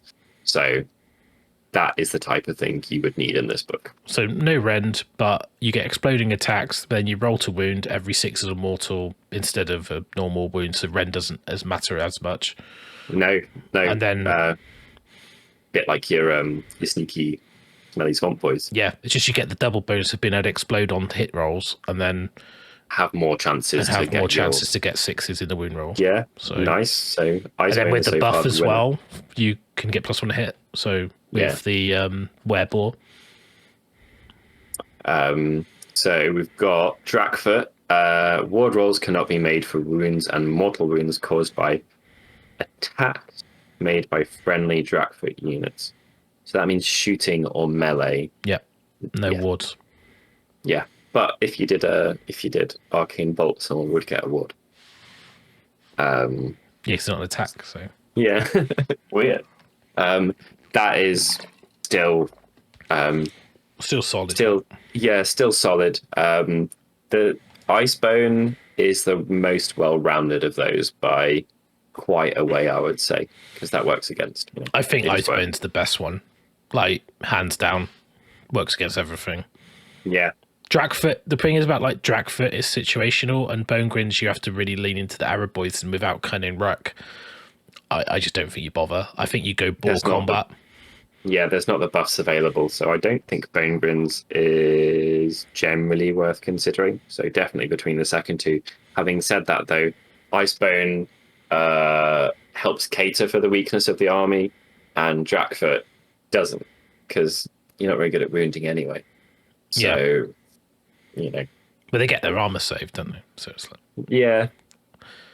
Yeah, exactly. With your basically no rend attack unless it came from a boar or a stabber. So I think Icebone is the absolute winner by quite a way there. I agree. Cool. After glory. Bye. Grand strategies. So I don't know what page you're on now. You just go until you get to the match play purple borders. I'm here. Thanks, Dad. 108 for those at home. So what? You have got extra grand strategies for armies and extra battle tactics and extra core battalions. So this is obviously new because AOS 3, no other battle tomes come out yet, so this is a new thing. Obviously, we saw the White Dwarf update for Sons of Behemat, giants, so didn't we? it kind of telegraphed this. So you've got the In and Out Lads grand strategy. So you can pick this grand strategy only if the model picked for your general has the Kruleboy keyword. When the battle ends, you complete this if the general has not been slain, if half your units in your starting army have been destroyed. So it's kind of like a double whammy of like, it depends what you've got in your army. If you don't have a lot of battle line, you've got like min battle line, you don't have a lot of monsters and wizards, it's kind of okay because you want to keep your general alive anyway. Yeah. And then what you can do then is say, well, because you'd like hold the line, or you know, all the other ones keep your general alive. You probably just say keep your general alive because that's the generic one and it's the same. So I was going to say it doesn't have another requirement, does it? No. What is your general going to be frequently in the KRULEBOYZ, or does it change? I think you might use the killer boss on Gut Ripper Volker or the Sludge Raker Beast, or you take the special character. Obviously, a monster general as well. Yeah, you always going to take a Sludge Raker Beast. I really like the Ripper Volker character, the non-named and the named character. I don't think the Gnash Tooth will see much play. Anyway, we'll get onto that when I go through it. But yeah, you can definitely take a monster general like quite often. They're not that survivable though. They're not that survivable. But you just keep your general alive, wouldn't you? So yeah, because it doesn't have a second requirement on top of it. So I think these strategies are generally harder than the generic ones. Yeah. So Sherm, who's boss. IRONJAWZ general. The battle ends, you complete the strategy if 2 or more heroes were slain by attacks made by that general and your general has not been slain. Again, you just do the keep general alive. Narrow. So yeah. Get them bones. So it's a bone splitter one. Pick one terrain feature wholly of an enemy territory. When the battle ends, you complete the strategy if you control the terrain feature. That one's not too bad. The army, I think to do well with bone splitters, often it involves eking stuff out every single turn, like scraping and scrabbling, and your army is very depleted by the end. So, but I think you got the opportunity to have like very fast moving like boars or something to run onto the terrain, and it kind of forces your opponent to care about that piece of terrain. Yeah, at the same time though, you could if your opponent removes an objective that's over here and you pick the terrain that was there, you might end up having to send off a portion of your army towards the end that's quite important towards the end of the game. So it seems like a fairly... Yeah, I've cut off the pictures. I do apologise in my haste to take them. It's all good. This is basically a Path to Glory section anyway, I think. Yeah, these to be honest, you go to the battle pack if you're being competitive because they're always better. I can read them up. Yeah. Wow. When the battle ends, you compete this strategy if the model picked to be your general or a friendly battle line unit is wholly within enemy territory. This is more doable. Yeah, that's flexible. It's got an or in there, not an and. So yeah, that's better than the general alive one, isn't it? Because you get an or. Yeah. So than the generic general alive one. Yeah. Or the generic battle line one. So okay. But you also got to be in their territory. So yeah, I guess with IRONJAWZ, you're frequently going to be over there smashing it, aren't you? Yeah, it's not too bad for IRONJAWZ. I still think you'd probably take. Well, it depends what your army composition is. Yeah, monsters or it's monsters or battle line. Yeah, I think WoW is actually a good pick for. Yeah, I like that one. Actually, seems to be a bit more viable. Final one is Crump 'em All. This is very specific. You can only pick this grand strategy if it includes Kragnos, Gobsprak, or Gorjak. Notice the lack of bone splitters people named there. When the battle ends, you complete the strategy if there are fewer than 3 enemy units on the battlefield. Again, yeah, difficult, tricky. So what is potentially worth considering for some armies? I would say probably IRONJAWZ. Battle tactics. Yep. So you got time to get stuck in your first or second turn. If the model picked to be your general and all of the models in your army that are on the battlefield within 12 of an enemy unit at the end of this turn. So everything has to be within 12 of an enemy unit. Which on a second turn isn't too bad. No, the right army. Because basically you just say, I'm going to have all my stuff within 12 of you. Yeah. And because it's battle tactics it picked at the start of your turn, it's a very nice one to have in the bag. Yeah, it's just an option, isn't it? Because it shouldn't be that hard to do it. Yeah, well, having any more options is quite useful. Like often it's really difficult, and in the situations where the others become harder, I could imagine maybe that one becomes easier because a lot of your stuff's dead, and what's there is stuck in. Literally, time to get stuck in. Got So to use it in the first or second turn, but yeah, yeah. It's still good. I think if you're playing against a combat army and you've run your army up in the middle of the table, then turn 2 you're in combat, you're like, well, I'm going to be within 12 of you.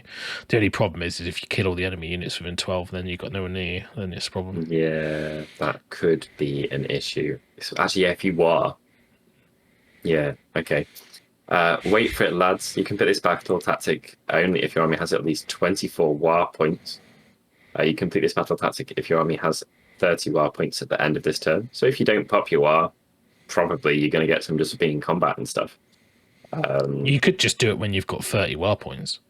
Oh yeah, because you just I'll pop it now, won't spend them. Then I get that. So it's an auto battle tactic. It's very powerful, that one. Yeah. As long as you can get your war up. Nice to have late game options as well. Yeah. Because that's where it gets hard, and that's where this will get easier in theory. You pick this battle, Squish to Puny Gits. You can pick this battle tactic only if the model you pick to be your general is IRONJAWZ, and there is at least one enemy unit on the battlefield. You complete this tactic if there are no enemy battle line units on the battlefield at the end of this turn. You know, fairly doable as an option.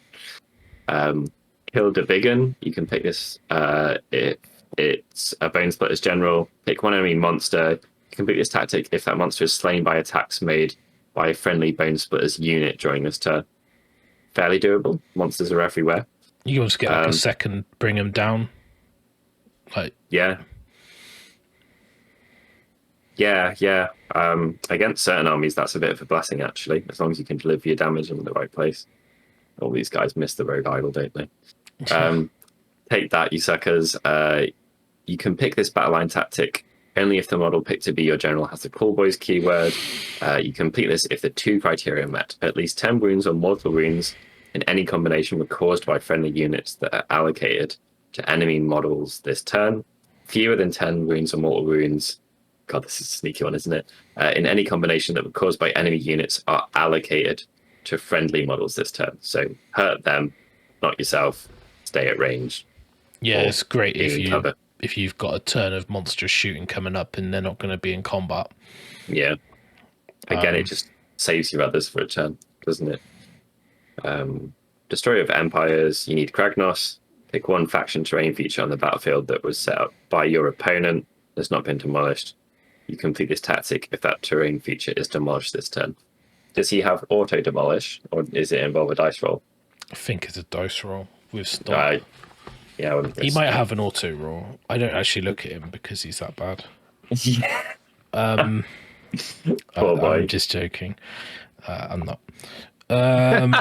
So I'm trying to see Rampaging Destruction.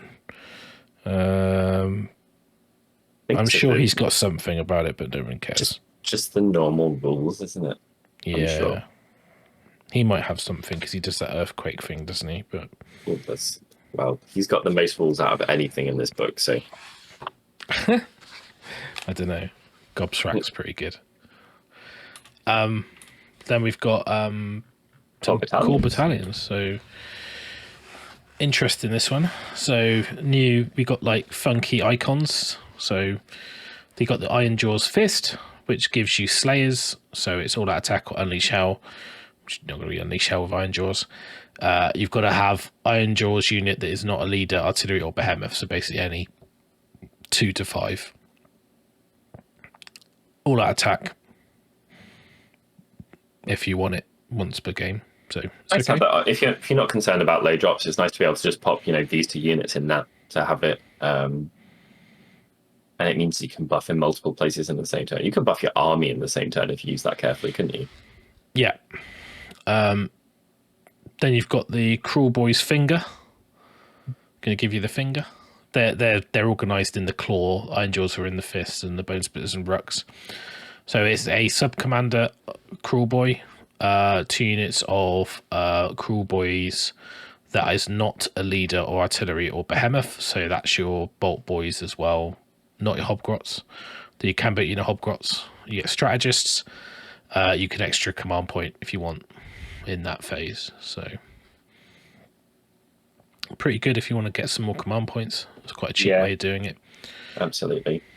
I imagine the army is going to be MSUE as well, so having 3 things left at the end shouldn't be too difficult. And then the BONESPLITTERZ ruck is to get Swift, and that's a sub commander, and then up to 2 to 5 units. So they're okay. All right. Yeah, just all right. I quite like that they're not overpowered because I feel that they shouldn't be. They're quite good if you're like not going one drop and you're going for like hunters, and then you're going to have like you want like, some ancillary stuff that just gives you bonuses. I'm at 6 or 7 anyway, so I'll just. It's like the IRONJAWZ fist, right? So you could have your Gore Grunters in that to get all that attack, and then you don't have them in hunters, but you'd have your brutes and your hard boys in hunters, and then you might take warlord. You know, it's like it's kind of like it's nice because it's just infantry. So all just units, so you can do whatever you want with it. It's kind of and getting an all-out attack for nothing is pretty good. The only problem with it stops you issuing it from your mega boss to cascade multiple units. But if you're doing all that defense, it's all right. So it's still efficient. It's okay. I don't really use these when I did my army. So on to War Scrolls and the mighty god of destruction in bunny quotes, Kragnos. He's still 720 points that you're probably going to struggle to fit in your army. I think he's got more of a place in Gits than he has anywhere else.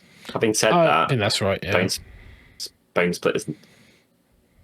I think he's good in BONESPLITTERZ because he gives you something you don't have access to. Yeah, he's your rogue idol. Yeah, he's like on your rogue idol on crack. Yeah. I don't think he's got anything different. So the Bellow of Rage demolishes terrain, which can do it. So, but yeah, I honestly, you can reroll charge rolls for this unit and hit rolls for attacks made by this unit within 12 of enemy units with a Star Drake, Draconif, Dracoff, or Dracoline keyword. That might be good if we suddenly start seeing loads of Stormcross Dragon armies. But it's so situational. I don't know. Yeah, I mean, you've got access to all-out attack, which is about statistically the same as we. If I was playing BONESPLITTERZ, I'd probably take Kragnos. Yeah, well, I don't think like you wouldn't consider him in an IRONJAWZ army because he's got cabbages. Just no way would I take Kragnos. What's a cabbage in points? 480. Is it 480? Yeah, that's off the top of my head. I know they're about a quarter of an army, aren't they? 480, yeah, perfect. So he doesn't get a look in because he doesn't. I mean, you could take Godrak for 560. Let's see if Godrak's worth it. He's not been worth it. Oh no! Sorry, tried. Okay. So sorry, he probably wanted him to be good for the last 5 years. Kragnos is the same. I don't see any difference really. No, and he plays the same way he does. He has a 2+ sage. So in your KRULEBOYZ or your BONESPLITTERZ, you could just separate a third of the table and pop him over there, and he will do his thing. And then you've got something that doesn't need babysitting quite as much as the rest of your army. He's not. Yeah, I mean, he could. The Warmaster rules slightly different, so he's a general in addition. Now, I've seen some people, I think there was some talk about this already. It says that you can use the army's allegiance abilities even if the unit is not from the army faction. Now, keywords, though, does it? But he doesn't have the keywords. So you could use the war paint rule, but he doesn't benefit because he doesn't have the BONESPLITTER keyword. He's not Archeon. He's not got. No, he hasn't got all the keywords. Now, if he did benefit from that keyword and therefore then got the Warclan, therefore got their bonuses, that would be pretty gross. If you imagine exploding attacks in BONESPLITTERZ and then mortal wounds on the wound roll to your damage characteristic, it'd be pretty gross. I don't think he does. I'm pretty sure he doesn't. So I wouldn't get your hopes up if anyone's reading that going, oh, this means this. I don't think it does. It's his time to show. It's not. It's not. But he's not worth considering versus cabbages, but the other armies don't have access to. Well, BONESPLITTERZ don't have any monsters. No. I like, don't. period. I still don't think you take him in KRULEBOYZ because the points are too tight. Yeah. He doesn't synergize, and they are the synergy faction. Okay then. So maybe in BONESPLITTERZ. I'd like to have an excuse to paint one up. So that's. Should we talk about Gobsprak? Yeah, he's a badass model. Look at him. Yeah, so cool. He's the canniest and gnarliest. So he flies, 14 wounds, 5 up save, movement 14. So fast. He's a wizard, so obviously he's got the Bogbark staff. You've got the attacks from the Volker, which is 5 attacks, which gets worse. 4s, 3s, -1, 2 damage, so a little bit of damage. He's a bit like Arcan. It's probably a good way to explain how he works. He's got totem. He has got totem keywords, so he gets a bigger command point issue range. Yeah. There's quite a lot of that in this book. So like Kragnos has got totem, and so's the Maw Crusher, stuff like that. So Stinger is 1 attack, 3s, 2s, -1 d6 damage, a backup stabber from the Grot. So combat wise, he's meh, not too good. He's all about his magic. So he's a 2-cast wizard, and he knows all of the spells from the Law of the Swamp. What's important, if he's in Big WAAAGH, he still gets all the Law of the Swamp lore. Okay. Because it's in an Orruk Warclans army. So that lore is very powerful. So that's good. He's 300 points. He's cheap. He's Arcan. He's an Arcan. Bargain. But he's a 5-up save. He's wounds 5 up. Flies very fast. He's like Arcan. It's probably the best way to explain it. How he is. He's good, but he's very fragile.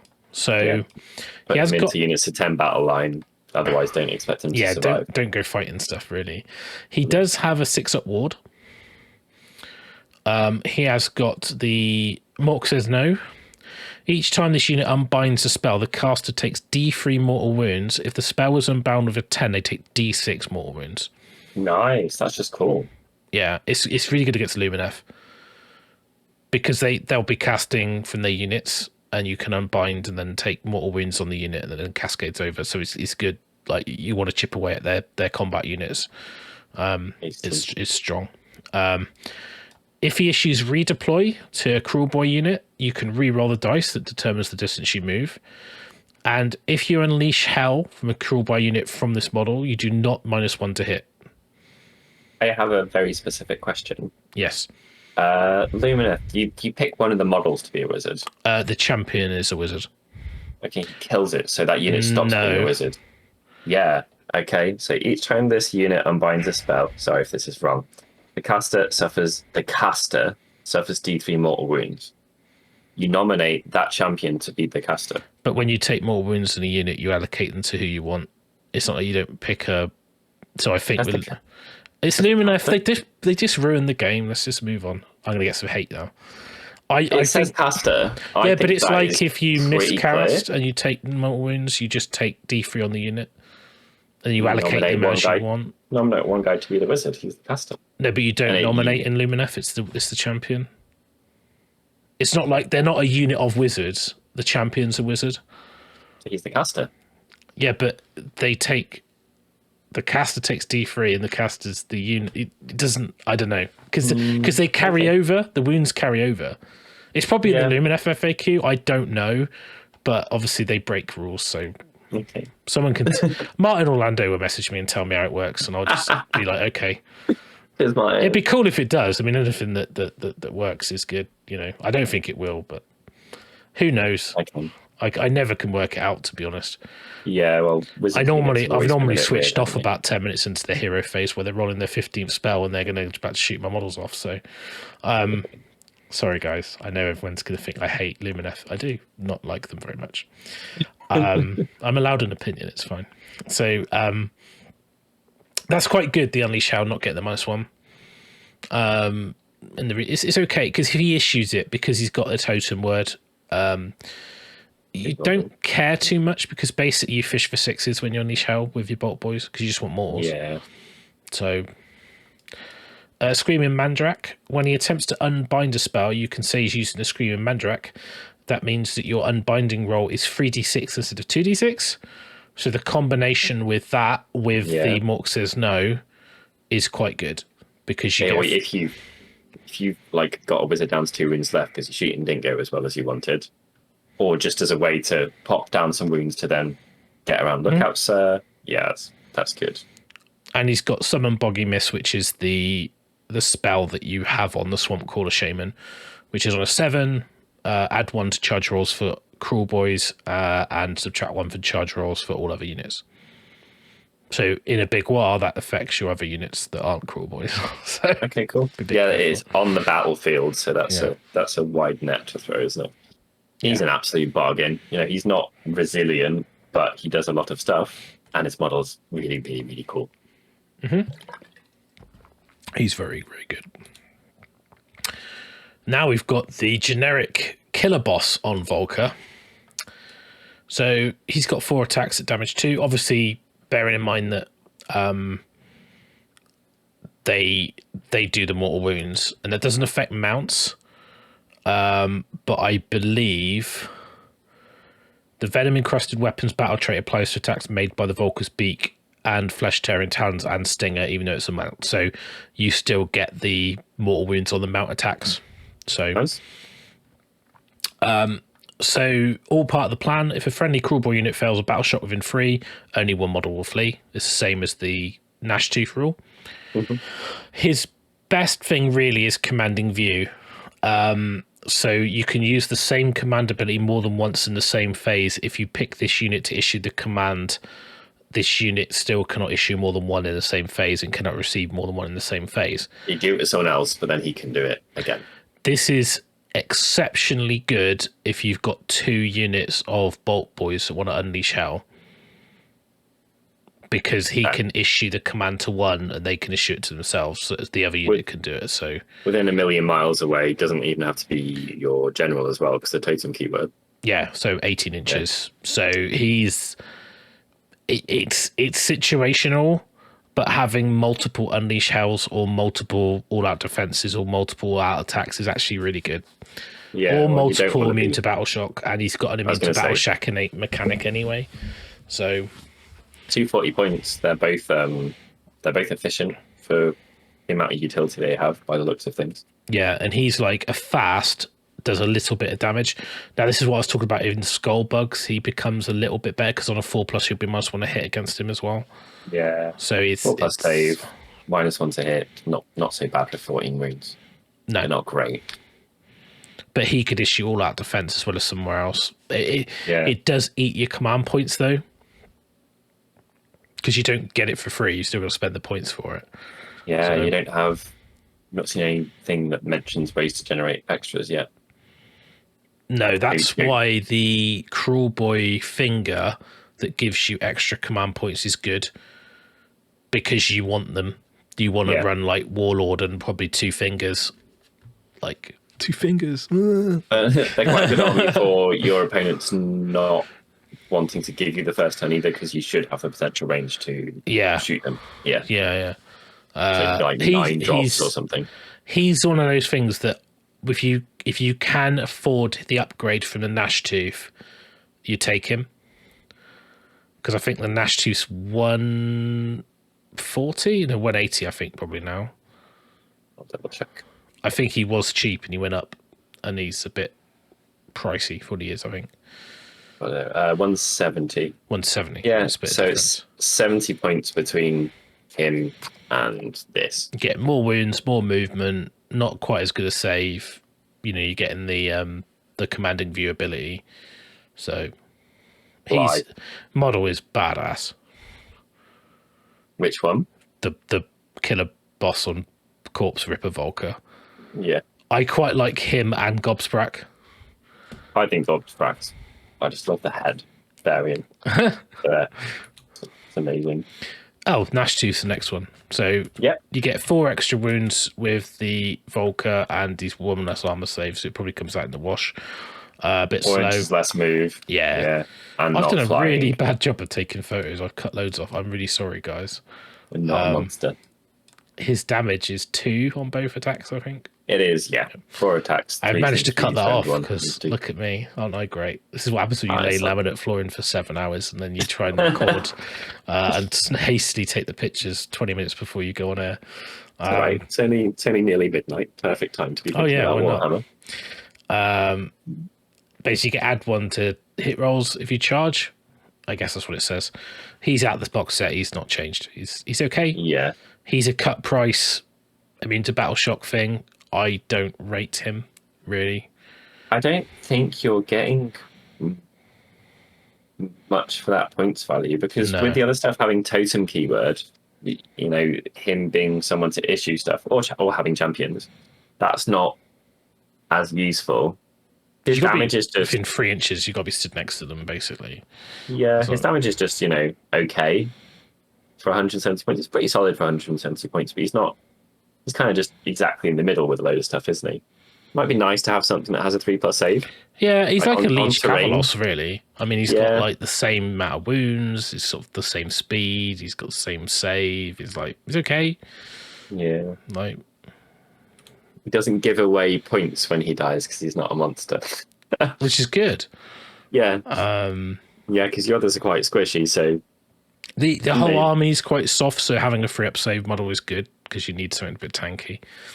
Yeah. Killer Boss on foot, again, he's in the box set. Same with the Merknell Belcher banner. So I don't really want to go into these too much because they don't really change much. So they're basically the same. He's even more cut price. I think the Belcher banner's 95 points. Yes, 95. And Killer Boss is 130. Trying to find. 140. I don't know what the order is that these are in. But they'll be in a weird battlefield roll order. So look for leader, then look for K. My head's exploded. I know. Killer Boss with Stab Grot, 110. Okay, 110. So he's okay. Again, he's very slow. If you want to try and keep up with your Gut Rippers, give him an immune to battle shock. He's 6 wounds, 4+ save. I think he can have a +1 save if he takes the scare shield. Yeah. Yeah, so he doesn't have the flail then, I believe. So it's a bit weird having melee dudes in the army as we see it currently. But I guess that there might be some slightly more martial based builds, but it looks unlikely. The Maya Boot Trogoff really is good in combat. So that with Gut Rippers and Skullbugs, I think, is good. The Belcher banner gives you a 5+ ignore spell, which is actually way better than it sounds. Yeah. Because it's not just damage. It's not like a ward save. It's ignore the effect. So anyone who does like slow down moves, debuffs, anything like that, you just don't care. So he's okay. He's okay. He's a bit costly for me at 95. I never find the points for him purely because you need your Swamp Caller Shamans. And that's because of the poison elixir. These is the same as what's in the box set. +1 on your mortal wound on your to hit rolls for your mortal wound venom. So 5+ to do your mortals. Combine that with Bolt Boys. You're doing mortals on 5s. It's pretty much the go-to combo. So I got that wrong. Is it 5s for him or is it +1? It's 5+ for the 5+. Yep. Yeah, the Sludge Raker Beast gives you +1, so damage. So we'll get onto that. So yeah, 2 attacks, whatever. The only problem is if you use the poison elixir, you can't then summon Boggy Mist or cast spells. Gobsprak becomes even more valuable because he's a 2-cast wizard. So I think he's very good with a shaman, with a unit of fighting, and allows you to unleash hell without the negatives. It's quite good. Already there, you're talking about spending a fair bit on magic. Oh, you ran out of points super quick, like super quickly. Gut Rippers, they are what they are. 2-inch reach.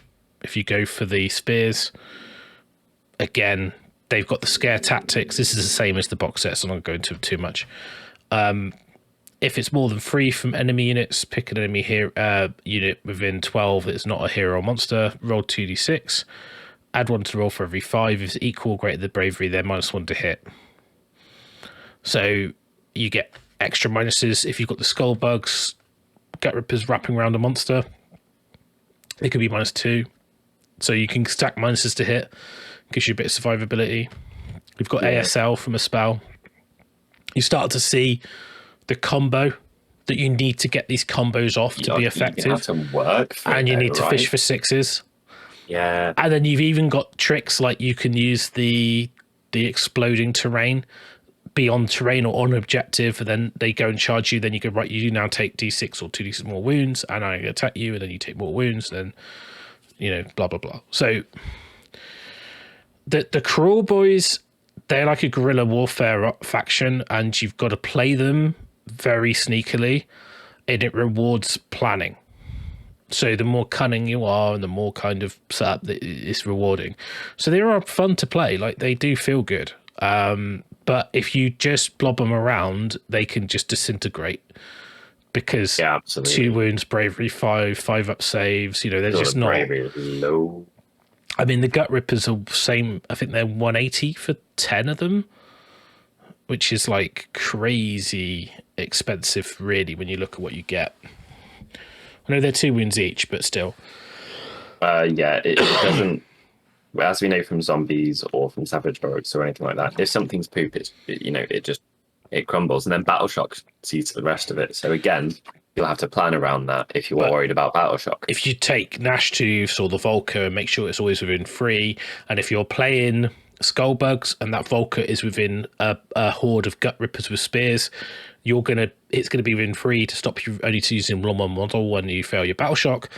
So, but also you're gonna be able to give them negatives to hit with the Crawly bugs, so on a 4+. So basically you're comboing up those things, plus you can issue all-out defense more than once or all-out attack more than once. So you start, I mean, to be honest, all-out attack isn't that useful. You kind of fish for 6s, so you just want to roll lots of dice, roll 6s. You don't care about negatives to hit. You just roll 6s or 5s if you've got elixirs. But if you set up your defense, a bit like Mortek and Harvesters, if you set up like monsters and gut rippers and skullbugs, you can actually make a combat army. It's not as good. I think you need a bit of combat, and you supplement it with shooting, and it's kind of how it works. You run out of points super quick. I was going to say you're spending 180 points 3 times, so 540 minimum on your battle line if you are not in one of the battle line scenarios, if you're using these guys for your battle line. And if it's worth taking 10s, maybe it's worth taking 20s, in which case it gets very expensive very fast. So I can see you just having, not a tiny army to have a fair amount of dudes, but in terms of variety or getting in the things that you'd want to, you'd be missing a lot. You kind of need to decide what your synergy is and not go too deep down the rabbit hole of special rules. Okay. Because sometimes it's better just to have more models. You roll more dice, you're going to roll more 6s than worrying about the venom. So I actually think the Shaman's a trap. Maybe it's good, but you have 1 and Vulture Dude, not 3 of them. I run 2 normally. They're a bit like War Chanters. You feel like you need them, but you don't want to run like 5 War Chanters, and then that means you've got less things to actually War Chant on. Yeah. So Scumdrek is a named character, Sludge Raker Beast. So he is, I think he's Grinning Blades. Okay, so he's in the Grinning Blades clan. So 15 wounds. He's got a 4-up save. Sorry for the pictures again. Light reflection in the key spot. Tactical's light. 8-inch move, 6 bravery. Yeah, but he has got a 3-inch reach with his stick. 4 attacks, freeze, run 1 damage 2. And 6 attacks, freeze, run 1 damage 2. The bite is D3 plus 4 damage as well. Ooh. And the tail. So actually what the good thing about this is that the venom encrusted battle trait applies to all of its attacks. So the damage potential, mortal wound output is crazy That's just a lot. You've got 10 damage to attack, reach, 3, threes and threes. Plus Sludge Raker Venom, which is, I'll skip Betmaster. Add 1 to the number of mortal wounds caused by venom encrusted weapons trait if the unmodified hit roll was a 6, and the attack unit is wholly within 12 of any friendly units with this ability. Okay. So it's important to note that if you have a shaman and you do it on a 5, if you rolled a 5, you wouldn't get the +1 damage. You wouldn't get it on the natural 6. Got you. Okay. So I think you're better off skipping the shaman and having multiple Sludge Rakers. Yeah. Because it applies to themselves as well. And the shaman, you give up a cast and you've got to be stood next to where you need to be. So I think if you run double, because there's a generic Sludge Raker, so you run 2 Sludge Rakers and Godthrak, and that gives you a nice mix of magic and venom buff, but without needing to do the elixir stuff and give up casts. Yeah, I can see that. So I know I'm jumping around a lot, but I've spent a bit of time with this, so I know it's all good. I'm just looking at points out of curiosity. 360 or 380, something like that, for the Swamp Bus Scum Drek. 315 for the Snatcher boss. Oh yeah, 315 and 320 for Swamp Boss Scumdrag. Yeah. So okay, so yeah, pretty good. Then you've got Betmaster. So this is a bit of a weird rule, but if it's part of the army after deployment before the first battle round, pick a Hobgrot unit to be the counting crew and 1 friendly unit to be the bet. You cannot pick this unit or the counting crew to be the bet. If the bet is the first friendly unit to be destroyed during the battle, you can pick 1 extra triumph for your army that can be used during the battle. Even if the points total of your army is not less than that of your opponent, the unit that is chosen to benefit the triumph must be either this unit or the counting crew. So basically, you shoot something with your shooters and then they will get a wound buff later. No, it's your friendly unit to be the bet. So you have a unit that you say they are the ones your opponent's going to kill first. Oh. So it's quite good with Super Sneaky because you can put that unit to redeploy it anywhere on the table 9 away. So you could put a screen of Gut Rippers or even another unit of Hobgrots that isn't the counting crew and say, well, you've got to kill them. They're going to be the first unit you kill. Then I can then give Swamp Bus Scumdrek a triumph like +1 to wound or something else. You know, it's a bit techie. It's kind of a bit more of a theme rule than an effective rule, but it's there. The expert snatch and grab is very good. Once per battle, at the end of the combat phase, pick 1 enemy model that is at the end of the combat phase as well, and you pick a model with a wounds characteristic of 7 or left that does not have a mount as with 3 of this unit. Roll 2d6. If the roll is equal to or greater than the enemy wounds characteristic, it is slain. Whoa. Tasty. So it's great because it's the end of the combat phase. So they can't pile in back into formation. You can break coherency with it. It's great value. It's quite likely. 10.5 average on 3d6. And so, you can still do it to a hero. So as long as they're not mounted. It's actually really good. Like it's... And we talked about skull bugs and the negatives to hit, being on a monster, 3-inch reach on most of his attacks that matter. You can be behind stuff, debuffing. But the Sludge Raker Beast does a horrendous amount of damage if you roll a lot of 6s. Yeah. Because like the bite doing D3 plus 4 damage is like, you know, you only need to roll a 6 on that and it's D3 plus 4 mortal wounds, or you know, that's great already, isn't it? You're rolling 10 dice, every 6 is 2 mortal wounds. And then gobble something else up once again pretty reliably too. So yeah, and he's got 15 wounds or a 4-up save. He's not the fastest, but then you've got the mount trait that allows you to move faster, and then you've got the spell that allows you to move. So you can cast the spell, move, use the mouse button, move, and then move again. So you could move 24 inches in a turn, then charge. Tasty. No, that seems like a solid option. And So, again, monster keyword, so you get to do some stuff with that too. Yeah. Then you've got the generic Snatcher boss. He's effectively exactly the same. He's got 1 less damage on the bite and 1 less damage. Oh, he's got 1 extra damage on his hook, but less attacks, I believe. Yeah, so 3 attacks rather than 4, but 1 extra damage. He's not got the counting crew. He's not got expert snatch and grab. He's got a standard one. So 2d6, which is much less reliable. But still good. 5 points less, and of course you can put items on him and stuff, so 1 less wound, but still good. Big fan of the Sludge Rakers. What about the Sloggoth? Really good, actually. Again, I've done an awful job of taking pictures. I'm going to get so much heat in the comments. I'm really sorry. Movement 6, 12 wounds, 4 up save. You got 4 attacks, 4s, no rend, I guess 1 damage. Yeah. And then the claws, 4 attacks, freeze, rend 1, damage 2? Was it damage 3? Yeah. Damage 2. 2.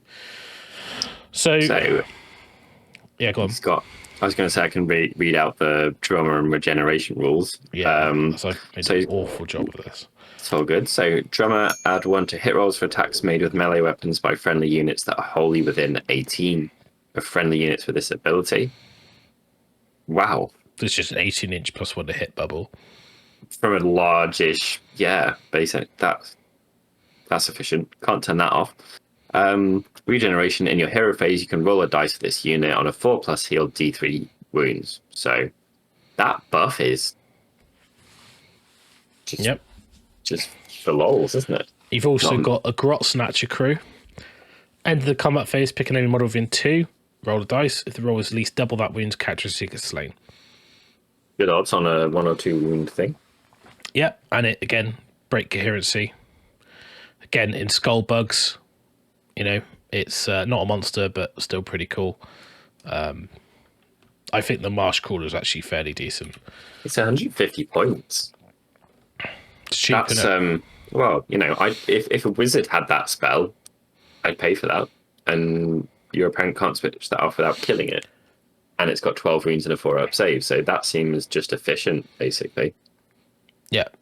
And then this is the unit that I think is a standout. He's not a monster, looking at it, but Breaker Boss on Maya Brute, 12 wounds, 4-up save. This is the guy in the little...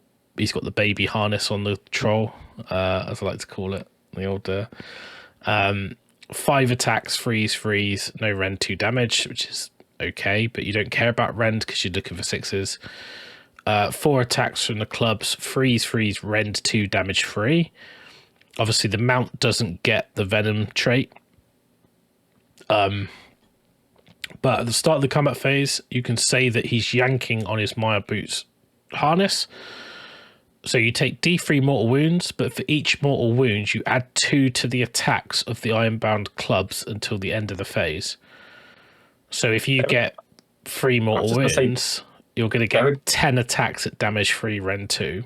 Well, I was going to say, when you said, you know, you care about the mortals, they're just vanilla good attacks. 3s and 3s, rend 2, damage 3. The only thing they're missing is reach to be like a really top tier profile. So rend 2, damage 3 is not to be sniffed at ever.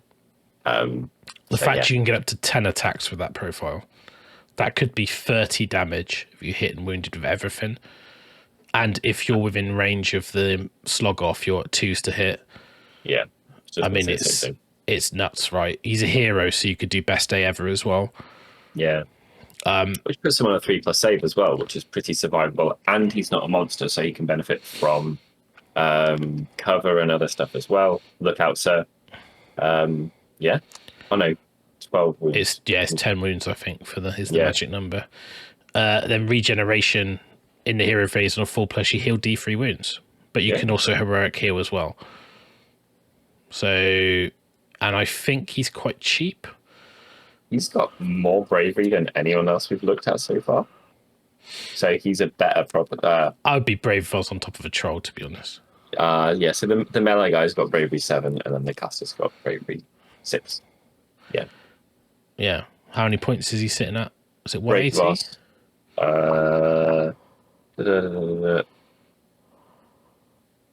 God, there's too many things.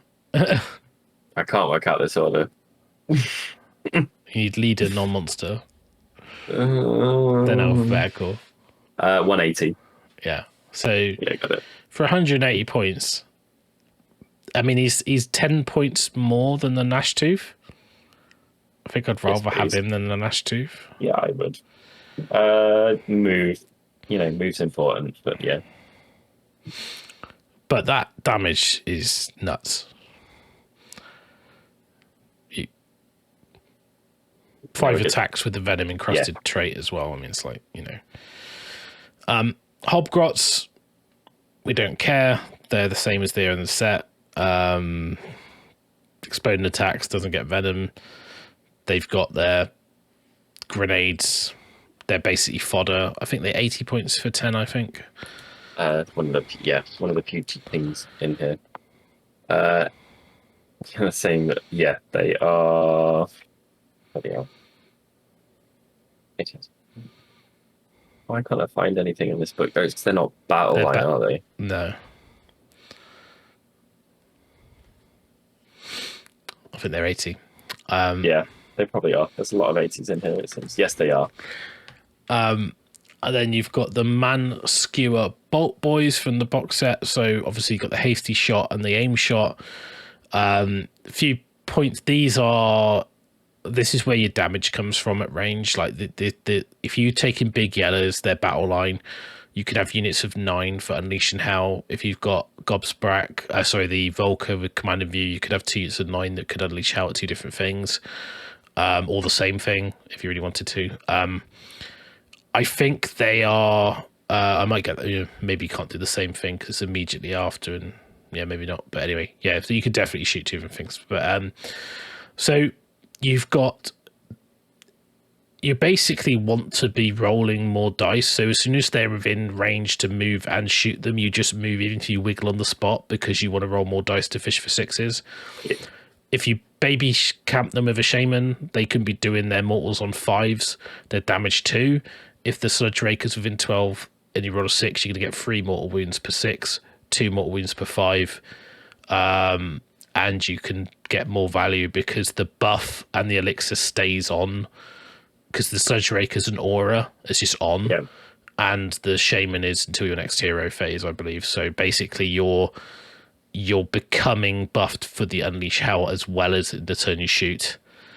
Are you running these in disregarding the big blocks you just talked about specifically? How are you running these unit size wise? Because they're cheaper battle line than your other battle line that's available. Do you make the most of that and run them in 3s, or? I would run them in MSU purely for, it depends. If you want to alpha strike someone, you want one big unit because you can set up 1 unit with super sneaky to be close. Yeah. Then it's efficient to buff them as well, isn't it? You don't want to alpha strike, then you want to cover in mud. Maybe you want 1 big unit to cover in mud that can't be seen against another shooting army. So it depends. You got like 9-1-9-3-3 or something. Yeah, something like that. And it depends how many shamans you want to run. I think it's a bit of a trap. I think I ran 2 6s and 2 3s, I think. But it depends what you run. Like, I mean, I think they're fine as a 3 because they got low bravery as well. Yeah. Like, and you get a champion. So it's 6 is worrying. Yeah. That's what I was going to say. Like bravery 5, 6 up save. You lose 2 models out of a 6. That is a scary battle shock to take. Yeah. So they're almost a bit like big stabbers. Yeah. You almost MSU them. I don't know. Like, I think it depends on your army and what you're doing and what synergy you've lent into. I like MSU.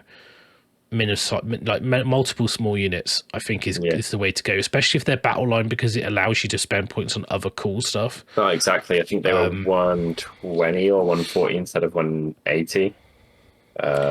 Bolt Boys 120. Yeah. So that's 180 point saving if you've got 3 of those as your battle line. Yeah. Yeah. It's a good saving. I mean, you think you need gut rippers. I like to run one big unit gut rippers. What's not nice? 30, Say 20. 20, 30's loads. 30's a lot of points, and it's very battle shock susceptible again. 600, yeah. I mean, even 360. I really think a lot of points. MSU is the way to go with KRULEBOYZ. Yeah. That's why I think the Shaman's a trap, because you don't really want to be Elixir in a unit, because you're like, it's too short a range and you give up a cast. I just don't think it's as good as people. I reckon what will happen is people get it and they go 2 Shamans, 2 big units of Beast Bolt Boys, Cobgrot screens, couple Gut Ripper, whatever, some buffs, Sludge Raker. Your army will be done. Then your army's done, right? Yeah. This is what you've got. Maybe you've got a Gnash Tooth, whatever. Maybe you've got like 2 units of 10 Hobgrots, 3 units of Gut Rippers or 2 units of Gut Rippers, and then like everything else is Bolt Boys, maybe a Bolt Skewer Barrel, 2 Shamans, a Gnash Tooth or a Volker, and then a Sludge Raker, and that's your army. And then you're like, well, what have you got left? And I think you'll very quickly drop the Shamans, because rather than have a Shaman, I'll just have another unit of 3 Bolt Boys. Yeah, there's also the thing with having run MSU shooting a lot. It's much better to do closer to exactly the amount of damage you need to do to each thing. And you get way more option at that if you've got multiple shooting units. Yeah. Because these 3 go, they don't quite kill it. The next 3 go. You get to see what you've done before you split your attacks. Like 9 or like the second 9 underperform or something like that, in which case you just don't quite have that specificity. The only difference is real power is the Unleash Hell. Because you want to have a big unit to do it, but then it's easier to stop that unit because you can focus on one unit. That's why I like the 2 6s. Yeah. So like for 240 points, 6 Bolt Boys, and then I had a Shaman for each, but I don't think the Shaman's worth. You just gotta protect 6. Like 2 guys dying would be such a horrible battle shock test, wouldn't it? That's why you have the Gnash Tooth. Yeah. And you can rally them, but it's like you know, it's like techie. Yeah, I think they're like, anyway, they're good. Okay, Bolt Skewer, Bolt Boys are good. They will be in pretty much every army. You have to take some of them at least. You don't have to go all in, but I think you need those units, even if they're just a couple frees that you can cover in mud or something like that. You know, to just the Beast Skewer Killbow is interesting. So they've got a very strange rule. So it's got the same thing, hasty shot, quick shot. If he's got the rule skewered, so the damage is equal to the wounds characteristic of the target plus 2. So sorry, let me reread that. So roll a dice not equal to the number of wounds characteristic of the target. The damage is equal to 2 plus 1 for every 5 up on the maximum damage of 12. So if you've got a model in a unit, say there's 20 of them and they've all got 2 wounds, you would roll 2 dice because the wounds characteristic is 2. If you rolled 2 5s, it would be damage 4 because you get 2 plus 2. If it was rolled 1 5, it would be damage 3. If you rolled no 5s, it would be damage 2. Yeah. It's very, very, very good against Gargants. Because you're going to roll 35 dice and you add all the 5s. If you can probably get up to 12 damage per shot. That should be called, like, shot him in the eye, shouldn't it? If you roll a 6-2 hit, it is 12 mortal wounds. All right. They are fairly good target for Elixir. Shoot things with big wounds. Even if you shot Kragnos or Archeon or Alariel or anything with 12 wounds, it's probably going to be damage 6, right? Because you roll 12 dice, should get 4 5s, you add 2, damage 6. Solid. It is very good. It's also a 24-inch range. Let's move. If you move, it goes to a 12-inch range because it's hasty. But what's really good about this is redeploying it with super sneaky. So you can use Super Sneaky Battle Trait to redeploy it. You can cover it in mud as well. Put it in terrain. Can't be shot at. Can't be seen. You could put the 24 inches in range. I think in big yellows it gets +3 to its range. So it's 27. 130 points as well. So for a high quality piece of artillery. No, and it is good, and it also unlocks some of the formations because it's artillery, right? So yeah. I like it. I think it's good. I think I tend to want a mix because Not the more than Manskell 2 in an army, I guess, because otherwise you just eat points that should be other stuff. Basically, it's do you take a bolt boy unit or a bolt kill bow? Depends what in, because monsters are so popular. Kill bows are really efficient if they're shooting monstrous things. Yeah. Also, your other ones, you want to get them closer to get more shots, and this one you want to stand still with this one. Want to stand still, so that's a good home objective missile unit potentially with its long range. Cool. Yeah. So kill bow, I like it. Then we're into IRONJAWZ. He's been fisted, mate. Well, he was never very good before, was he? So... I didn't think he'd get worse. That is a crowning achievement to make him a less viable option than he was previously. Yeah. So this is to be constructive rather than me emotionally bemoaning him. So he used to have 16 wounds. I think he's got more now. But he's only got a 4-up save though. Yeah, I was going to say that. I've listed the good bits over. Well, a few things like I think if you compare it to like the normal Maw Crusher, he's got slightly better stats. He always did have. But the problem is that obviously that you can't give him the Rip Tooth Fist, which gives him a 3-up save on the other one. So basically he's a 4-up armor save.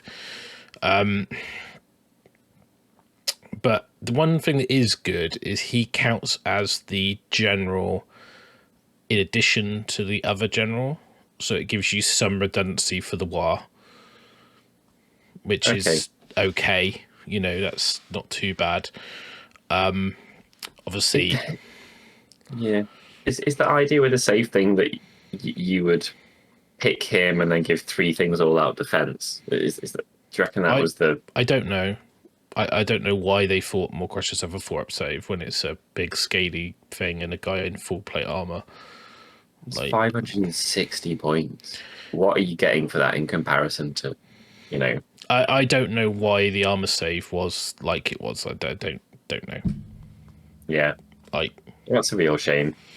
So he doesn't have his own command ability anymore, but it was fairly similar to what Voice of Gork has become. So that's picking 3 units to receive a command instead of 1. So I guess that's why. Unmodified wound roll for Cunnin, 4+ and it's a wizard, 2 mortal wounds. Unmodified wound roll of 4+ for Smasher and isn't a wizard, 2 mortal wounds. Okay, he no longer eats back wounds or gains attacks for killing stuff. Yeah, he does. Strength from victory. So all the bosses have got that. So, so basically, all the mega bosses have got that rule. So everything they kill a model, they get +1 wound, +1 +1 attack. Yeah, he benefits on multiple profiles. So he is like damage output wise, he is better than the Maw Crusher if it's just a defense. So his bulk is better. So the way bulk works now, that when you do a stomp rampage, they take additional mortal wounds for the bulk value, which is 4. So you do D3 +4 mortal wounds on stomp. If you carry out a stomp rampage, you don't have to be successful. You just say, I'm doing stomp. Is that correct? No, because it says, and the unit suffers any mortal wounds. The enemy unit suffers an additional. So that might not work now. And it says after those models have been slain, if there are no enemy models within 3, you can move D6 inches and carry out another stomp with this unit, even though you've already carried out a stomp. Yeah, totally nice. But it's on a normal Maw Crusher, isn't it? So it's the same rule. It's just I think the destructive bulk does more extra mortal wounds on instead of 3 Gordrax. Yeah. So his his attack profile on the mount is better as well. It starts with 9 and it's damage 3. So for 3 damage attacks, and he's got obviously 10 attacks at damage 2, which when you gain additional attacks, he's gaining double more because he's getting 2. He's got 2 profiles. He's got 2 weapons, so he's got more wounds. So like, if you're going to take a mount that isn't the defensive one, so he can be useful because he gives you the redundancy on the general for the WAAGH. Yeah. Which, you know, and his damage is pretty good. Yeah, no, his damage has always been fairly solid, hasn't it? Although it's not like he's got a huge amount of high rend attacks. No, but he does do mortals on his weapons against certain things. And the rend 2 on the Maw Crusher, and it's on the beastie. And he's technically rend 2, rend 3 on the WAAGH, so. Yeah. Okay, yeah. I mean, I played with this guy a lot, actually, which will surprise most people. Yeah, you've always gone, oh, Godrak. And I was like, no, what are you doing? Yeah, I've played with him quite a lot, and it's sad that he's got worse. He's never been a great option. So I think like he looks worse, but actually like the rules are more streamlined. And the only thing that's a bit questionable for me is the armor save. Big deal that though, isn't it? 580 points. It is, but would it be pushing him up into 600 point bracket if he had a better save? I'd pay 20 more points for a 3-up save. Yeah. And less wounds, I'd be fine with that. Yeah. But it's technically more effective wounds, isn't it? So yeah.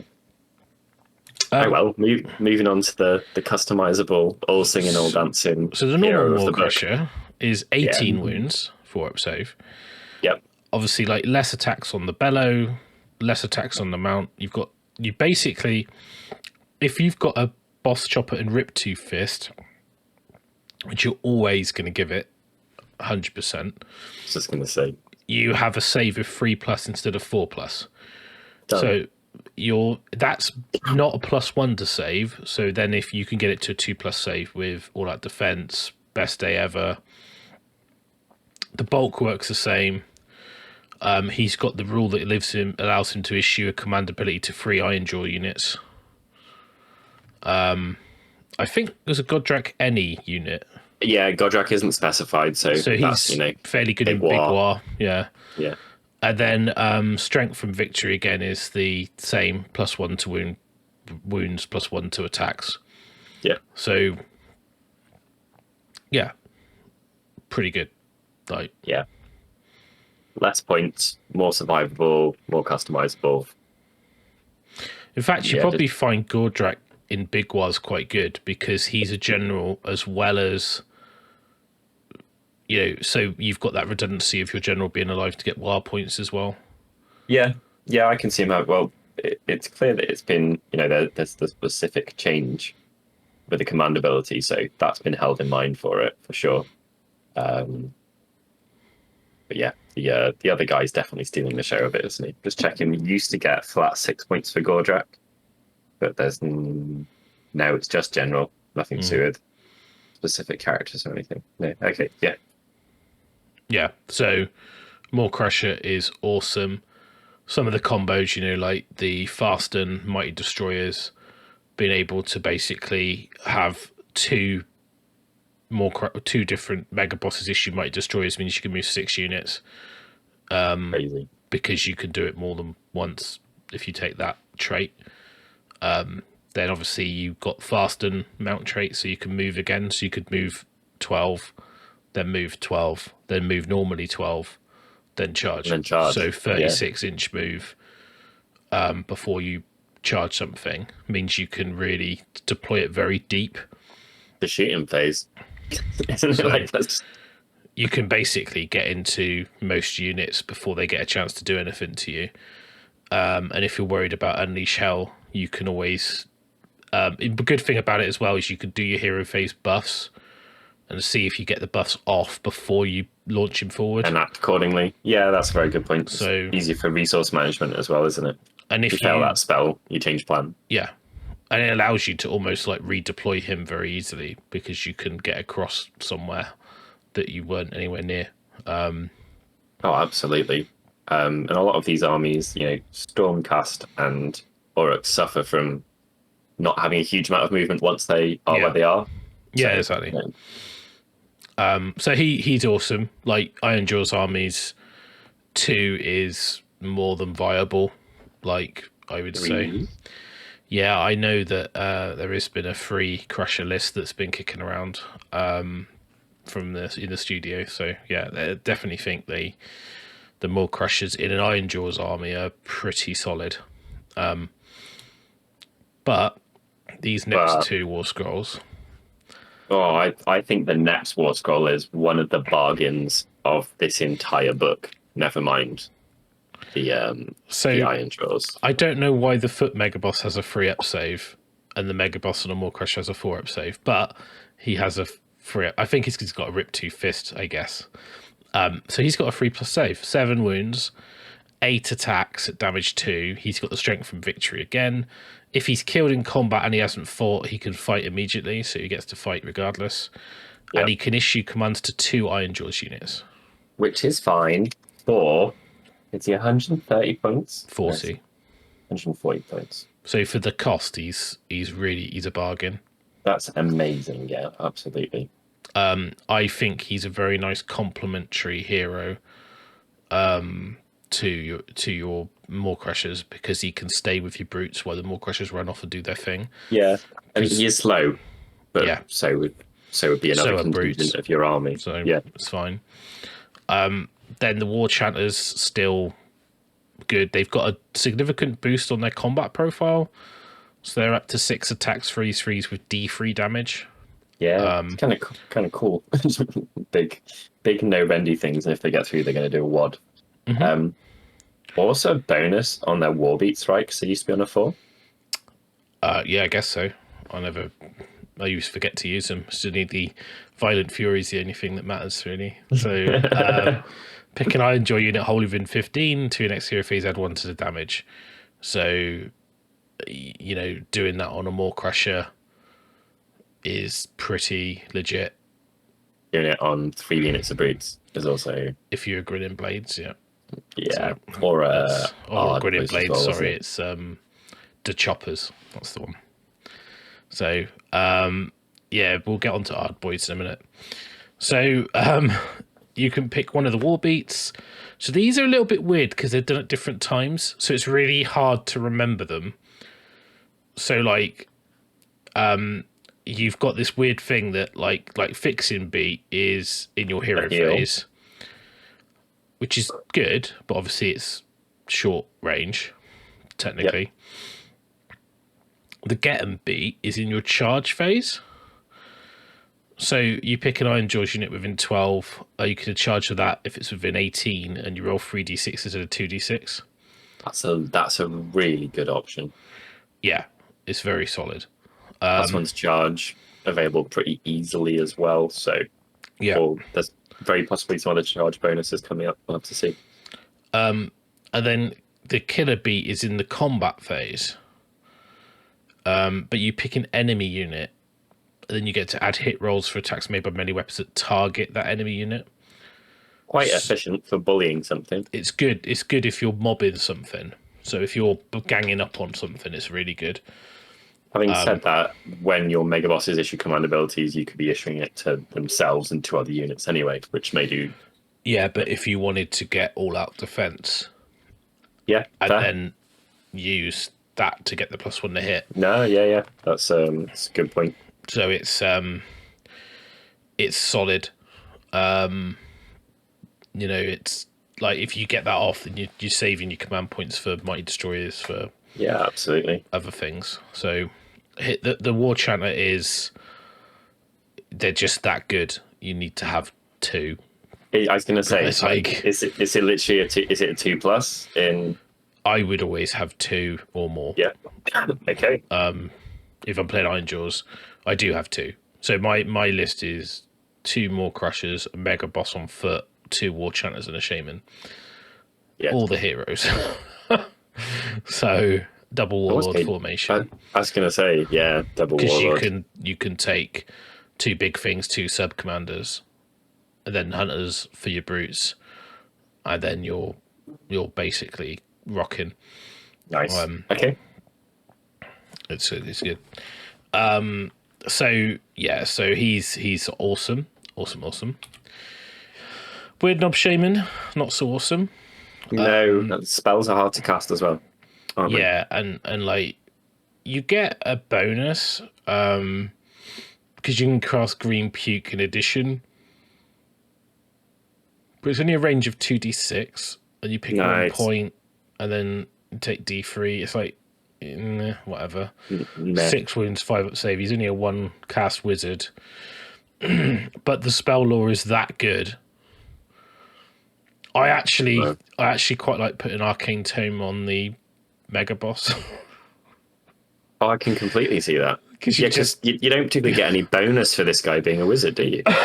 No. So you basically just have a Mystic Shield caster, or on your. I mean, to be honest, Flaming Weapon's pretty gnarly on a Mega Boss as well. Yeah. So 90 points for Shaman, 140 points for Mega Boss. More survivable, way more hitty, way more general value in your army. Is going to be closer to, units for hero buffing stuff, and give him a sick wizardy hat. So yeah, or Arcane Tome. I'd give him a glowy totem thing, like he's got some sort of like shaman. Maybe he's the shaman. He's got one really badass hand, hasn't he? Yeah, he's got the rip tooth. So yeah, you could do some sort of Thanos thing. It's like clicking his fingers and could destroy you. No, I think that's a very good call if you're pooping artifacts, which you are, because double warlord. I mean, I don't think he'd get access. He doesn't get access to the lore though. The spells are very good. So like having the teleport, the plus wound is, or the Basham lads is, it does a lot for your efficiency. So it's not like the shamans, and he's quite cheap. 90 is not bad, yeah. It's like I like the model as well, so like it's like you gotta have a weird guy in your army. Like it's what a poopy wizard should be, about that many points, really. So it's not bad, still a hero. Having said that about the teleport spell, you've got movement in a lot of other ways in the army, haven't you? But it's kind of hero restricted. What's good about the teleport is you can teleport a unit to then try and get that. Then you could use Fasten to move the Maw Crusher that then could get within range to Mighty Destroyers, your other Maw Crusher, that Maw Crusher, and the unit you teleported. Okay. They all get to move. If you set the unit up just outside of 12, they can move, so it's a shorter charge. Yeah. Then you could probably call the War, do 3 charges. The tar pit unit of 15 Ardboys you've teleported can tag multiple units and stop the Unleash Hell, and the Maw Crushers can go in and delete everything. And then when you're in combat, you issue all out defense and you hit all 3 units, and it's pretty good. Like it does work really well because you tar pit, you gum their army up as well with the Ardboys. It's a bit of a combo. You have to play for it and you have to get the spell off. But the good thing is you don't execute it if you don't cast the spell. Yeah. So you just go, well, I didn't get the spell off. And you can set up out of Unbind range and just go for the shot. And if you get it off, you're like, cool. And if you don't get it off, you just go, all right, fine. Do it next turn. Cool. And you can buff the extra damage before you do it as well with the War Chanters, because that's in the hero phase. So as long as you sequence it right, you can do it. So you can alpha strike really nastily. So let them go. That's why I quite like the Warlord formations, because the other person has to they don't really want to give you first turn because you can get to them on first turn. You've got that threat, So just like Chaos with a teleport spell. That's the thing that allows you to go high droppers. You can still threaten quite a lot. And likewise, you can do what I said to you about Slaanesh, is you can set so far back that they can't do anything to you, and they waste their first turn just limping across the table. Yeah, absolutely. So, Brutes. These just seem good. They're solid. I don't think they've really changed a lot in their basic profile, but what they have got is they've got the You Messin rule, which is any models with a wounds characteristic of 1 that are within 3 inches of this unit cannot contest objectives. That's going to win you some games, just flat out. You're going to turn up and you'll win a game because of that. Because you just go where you my Brutes cap you know, you've got to be within 3 inches of you, but it means that when you're fighting stuff, it's really helpful. Yeah. Did you used to be able to mix up weapon options, and now you can't? No. Okay. No.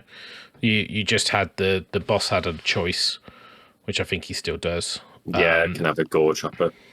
There was some rules around the claw and being caught and all that, but it was all a bit quirky dice rolling. Didn't really make much difference. They've just streamlined that. Obviously, rend on everything. Wound rolls is good. Hit rolls okay. You know, freeze with rend. Decent. Obviously, in the war, it's extra rend, and you can have extra damage. Brutes are solid. The 2-inch reach hackers are good because you can have either 10, and they've got rend 2 as well.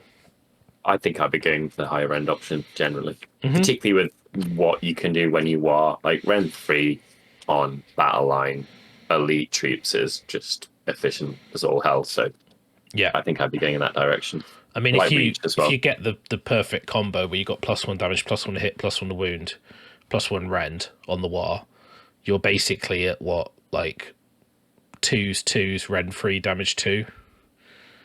Mad. Rend 3. Yes, pretty please. nuts on a unit of like 10 infantry, which costs 160 points for 5. Yeah, I think it's 160. So it's 15 wounds at a 4-up save. Yeah, they're just slow, solid, aren't they? But yeah, well, I guess that's where the teleport or the movement stuff comes in. That's why you need to use the Mighty Destroyers. That's why the Mega Bosses are so important, because you need to hit 3 units with you need to hit multiple units of Mighty Destroyers to get up the table, and that's why the command trait's good to ship more than once. Yeah. So, HD. So, AUDIBLES. Now, these guys have been a little bit nerfed. They're a bit efficient before, weren't they? They're a bit too good, weren't they? So, like 90 points for crazy value or something. So I think they're 85 now for 5. They count as battle line as 5s, so you don't have to have 10s. It does mean that the biggest unit you can have is 15. Yeah. Because you only reinforce twice. Yep. So they've got 3 attacks, 4s to hit, no rend. So they don't do an awful lot of damage. Obviously, you can still buff them, so they can still get a turn where they're a bit better. Yeah. You know, if they were rend 1, damage 2, they kind of become all right. Their job's really just to stodge stuff up, though, isn't it? 2 wounds, 4-up save. They got a charge bonus as well. Yes. So if you're going to be +2 to charge, which if you teleported is a big deal. Yeah. These are your defensive soak type unit. Now, I ran one of the lists I ran was 2 units of 15. I used all my reinforcement points, and they were particularly resilient. They because you can all out defense both units. Yeah, and they've got this rule drawn to the war, which is if the champion, which is important, so you can't do it on multiple units through the mega boss, issues rally, and the unit's wholly within 12 of a war channel, you can get models back on a 4+ instead of a 6. So you almost like run back to the war channel, rally your boys, and then get stuck back in. So yeah, and they get the 6-up ward on the shield bearers. So that's a grindy unit, isn't it? Yeah, they're decent. They're not. I wouldn't say they're like not. You won't see them, but now it's like if you want to do damage, you take brutes. If you want something that's going to stick around, you take AUDIBLES. What about piggies? Yeah, they were right. They're good. I think I don't really like the models because I tried to build them before and I was like, nope. Yeah, I've been there. But to be honest, like, you know, 5 wounds, 4-up save. They're 150 points for 3 of them. So, yeah, they're 150. And you've got the Gore Grunter charge. So after each unit finishes a charge, roll a dice for each enemy unit within 1. Add 1 to the roll if the model is armed with a Gore Hacker on a 3+. They take a mortal wound. So it's each model. So, and if it has more than 1 model, roll to determine the mortal wounds after the charge move. So basically means you can't be like pulled out of like illegal charge, basically. So yeah. But I think it's decent. Like, you know, like 4 attacks. They basically got the same profile as the brutes. The only difference is the Gore Hacker doesn't have rend 2. Yeah. nice to have some just vanilla move in the army as well, right? Like regardless of spells or anything, if they're on their own, you can use a 6, and these guys can be moving 15 inches, which is solid. They stick around quite well as well. Yeah, they're very tanky. What's good about them as well, because they've got 5 wounds, they're 2 models for objectives. Yeah. And if you're playing Bloodtooths, you get bonus moves and their battle line. So they're actually quite a good option if you're playing Bloodtooths. So you can do that shenanigans where you've killed something and you get to move backwards onto objectives, or you can get to pile in more and stuff like that. So yeah, they are pretty good. I think the nice thing about the IRONJAWZ stuff, nothing is awful. Nothing's no, take that. It's all got an option.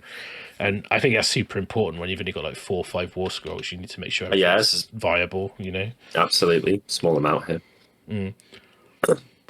More Gox Crushers, they worth considering? I actually do think both of these are worth it. So I think they're 80 points. 90. Oh, they're 90. The IRONJAWZ are 80. Correct. So, they're basically a unit of 3 brutes. They've got the Iron Suns. Yeah. Got the Iron Suns keyword, so they're basically already in a clan. What's cool about these is the damage output's not bad. So they've got a Gore Basher, 3 attacks, which damage 2, and they've got 5 attacks on the Smashers, the Boss Chopper. So more basically, you've got the unit champion, and it says first time a monster's destroyed, add 1 to wound rolls, and they get +1 to hit rolls for attacks made by this unit. Did the brutes have duff up the big thing still? Did I miss that? Oh yeah, I do. Yeah, they do. Yeah. So so basically they're a unit of mini brutes, but because sometimes you've got 80 points, 90 points, it's do you take 5 hard boys or do you take the crushers for 3 more brutes? Because the damage output's better. Yeah. And then the Iron Skull boys, they're a better unit of hard boys. So, you've got the award save of 5 up, and the other models have got a ward of 6 up as well. Yeah. But, you've got an option. 5 attacks from the boss. You've got 2 attacks in the big chopper. Then you've got another 6 attacks, and they've all got rend as well, and they hit on 3s, not 4s. Yeah, so they are in terms of a unit of hard boys, if you've already got your battle line and you could have another 5 hard boys, I actually would take Iron Skull boys, because you lose 2 wounds, but you're gaining so much more damage output, and they're more resilient. And the 5 points might actually matter as well. Yeah, and it does sometimes. Yeah. Cool. So I actually ran both of them in my army, in my list. Sweet. That's kind of cute. Because you've got 2 things that could be do different places that are still choppy enough to do something, but people can't put 10 skeletons into that, can they? No, exactly. And you're not. I find at MSU they work really nicely.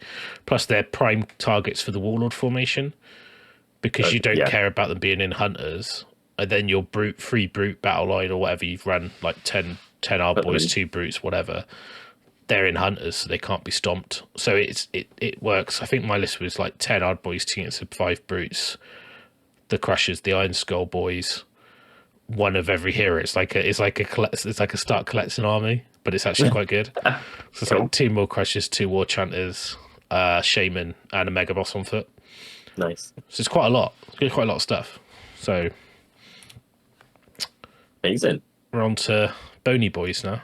Yeah, it's swift, isn't it? The KRULEBOYZ have got twice as many war scrolls as the rest of the book, basically. Yeah, and we're familiar with these, and their rules they haven't reinvented the wheel, and the rules are fairly straightforward and streamlined. So, the only thing I find difficult to manage is the war chanters, but other than that, it's a fairly easy army to navigate through. Yeah, your priorities are fairly straight, aren't they? Not a hugely complex hero phase or anything. No, but there's still a lot of options for tactical play. You just don't lose your general. Don't spaff your CPs either. You'll feel gutted if you spend something. No. You're gonna really That's why re-rolling a chart. So you get 2 Rerolling bonus. a charge, rerolling a charge, and then failing that charge is going to feel really poo if that reroll could have been The command 3 trait. people being buffed, or you know, Yeah. Or you just hit the trait to get reroll charges if you're worried. yeah. So command point efficiency is important. I quite like a fungoid cave shaman as an ally. On the 4+ he generates. Yeah. The problem is if he's 95 and the normal IRONJAWZ shaman's 90, but then if you drop one of the Ard boys to the Iron Skull boys, you get the 5 points to get back to 2k. Something like that. When I get further down the road, I'll do a list tech on the list that I've been playing with. Sweet. All right then. Them ticked off. WAAAGH Prophet. So Yeah. Do you want to take these? Into the BONESPLITTERZ, yeah. So this guy was taken pretty frequently in BONESPLITTERZ lists He still will be. Yeah. I mean, Like actually not a bad melee profile. He now comes with a WAAAGH mask as standard. Start your hero phase instead of dispelling or casting. Pick one enemy unit within 12. Roll a dice on a 3+. They take D3 mortal wounds, and then you just carry on rolling that dice. On a 3+, they'll take D3 mortal wounds, or a 1 and 2, you'll take D6 mortal wounds. You know, until you want to stop or something's dead.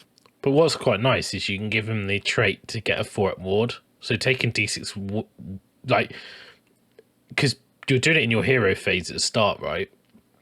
So you basically could also do your heroic heal after you've done it because you choose the order. You can choose your once a game, right? When does that happen? It's combat phase, but you could have a 4-up ward anyway.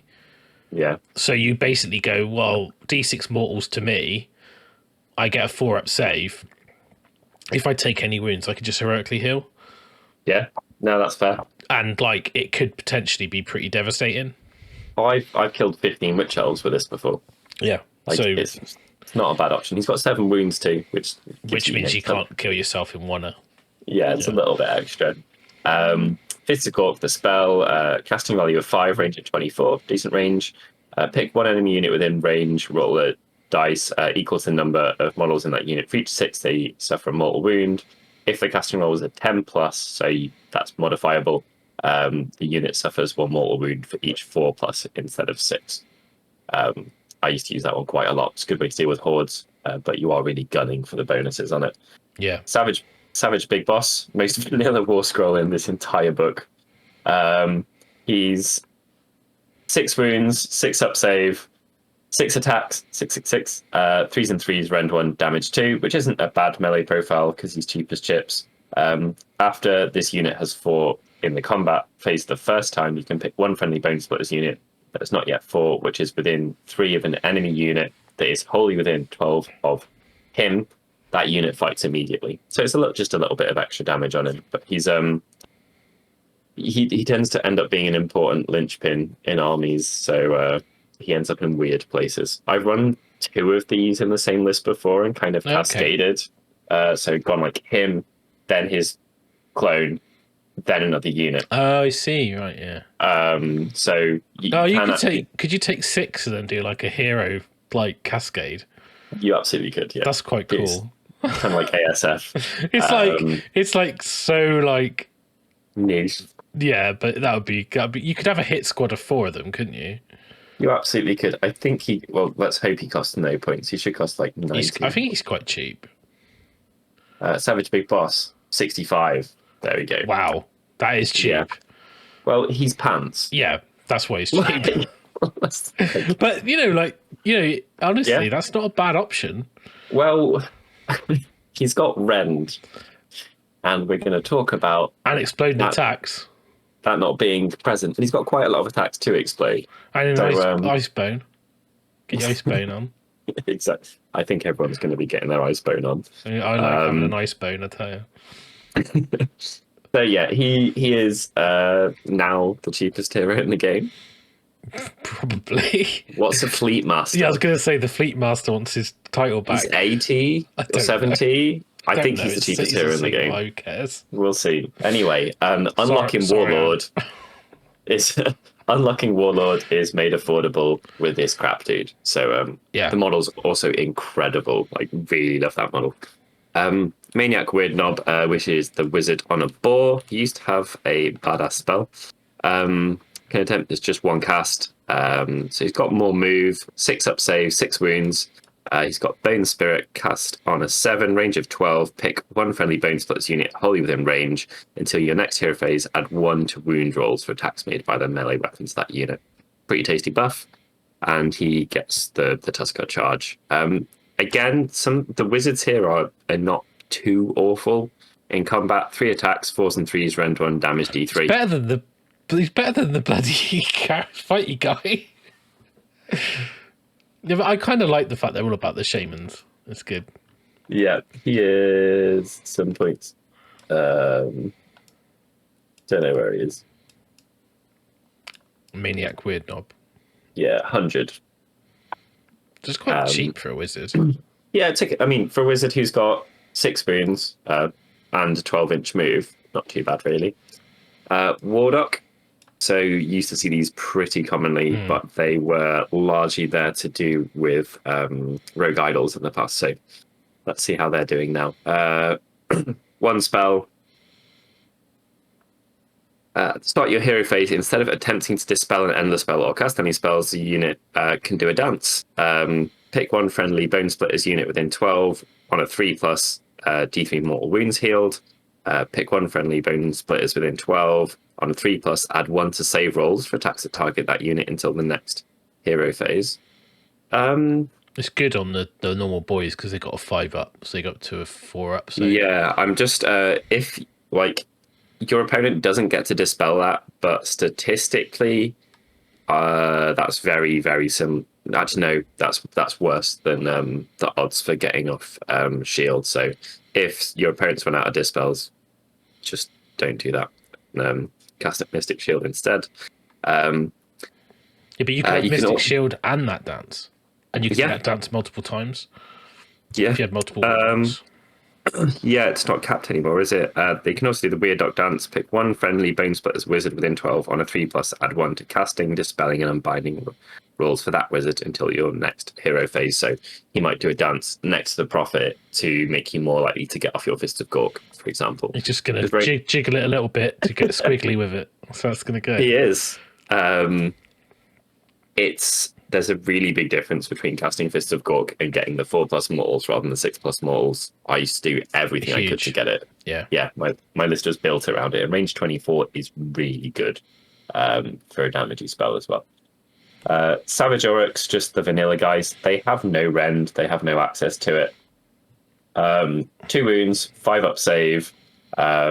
You can add 1 to wound rolls for attacks made by them if they charge. And do they not have a shield? Oh, is that with the shield? That's with the shield. They're 5 up, yeah. Yeah. So you can't particularly customize them. It's either they get 4s and 4s with a 2-inch spear. They're on bigger bases, so it's not a bad option if you're running them in larger amounts. Or they get 4s and 3s, only 1-inch reach with the chopper. So fairly cheap and cheerful. How much are they these days? 160, I think. 165, yeah. Oh, 165. Well, it's like 20 wounds, 5 up save. You know, it's all right. Yeah. I mean, they're pretty good. I mean, like with the buffs you've got with like to hit, to wound, you know. Yeah, they do need support, but they can be. But this is how the people did well with them. Is you just have lots of bodies and lots of wounds, and ward saves in one turn. They could have a 4-up ward. You know, 4-up armor, 4-up ward. If you've wiggled it on them. Or because you could have 3 units of 20, all with +1 save.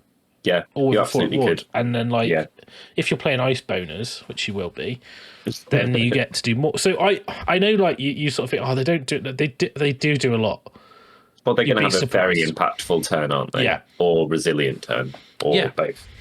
And like the Boar Boys and that are solid as well because you basically get to do the similar thing, but they get all the tusky, glowy tusk stuff and the wereballs and all that kind of stuff. So let's work out point for point what's the most efficient. Savage Boar Boys. I need to see if they're battle line as well. They are not.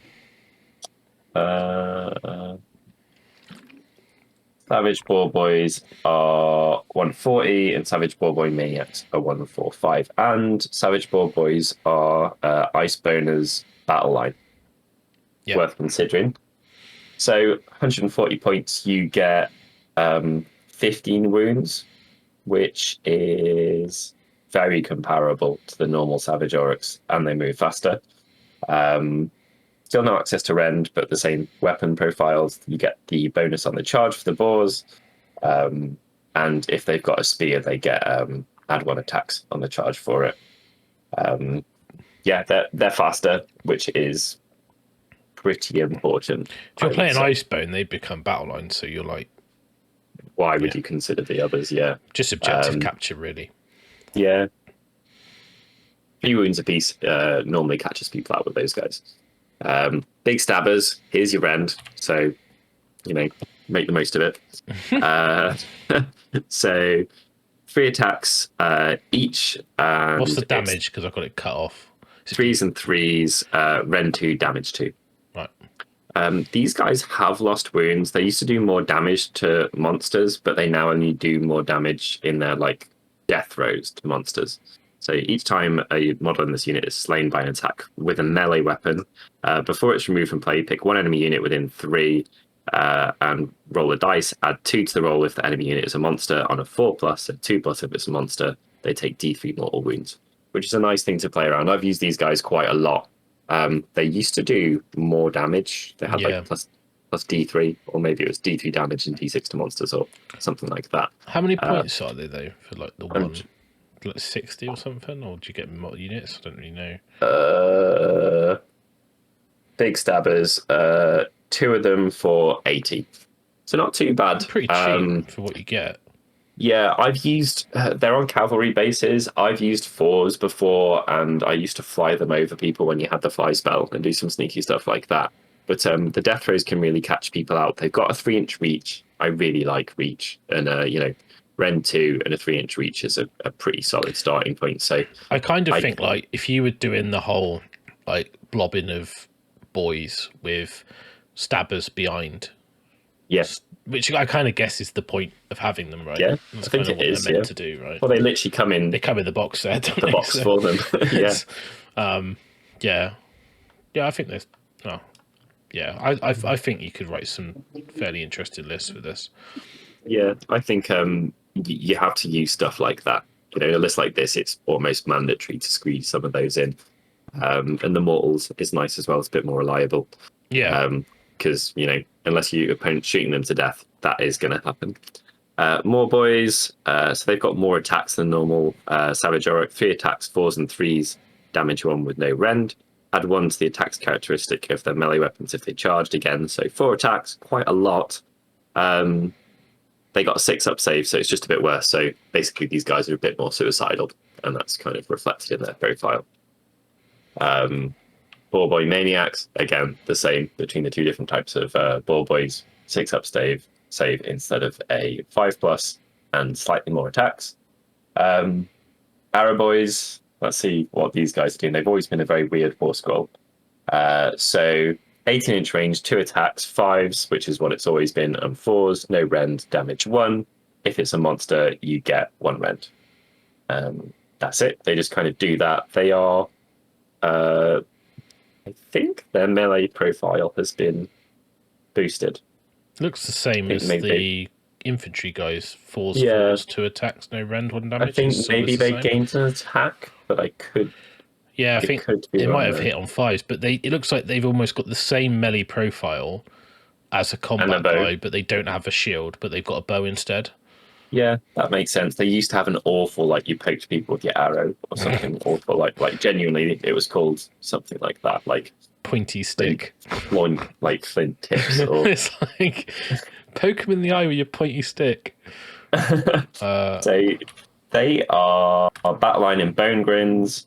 The More Boys are battle line in Drakfoot, by the way, and they are 145 points for 10. So 145 points for 20 wounds with a shitty shooting profile, but it is a shooting profile.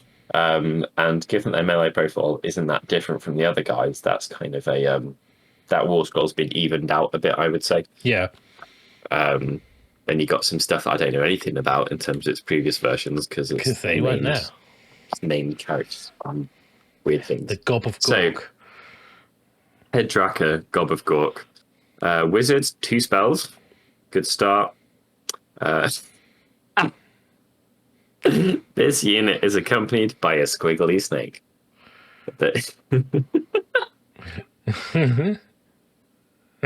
What are you just giggling? Okay. So subtract 1 from hit rolls for melee weapons that target this unit. That used to be a rule on the other one, so it's kind of been shifted over there. In your hero phase, pick 1 enemy unit with 18. Until your next hero phase, add 1 to hit rolls for attacks made by this unit that target that unit.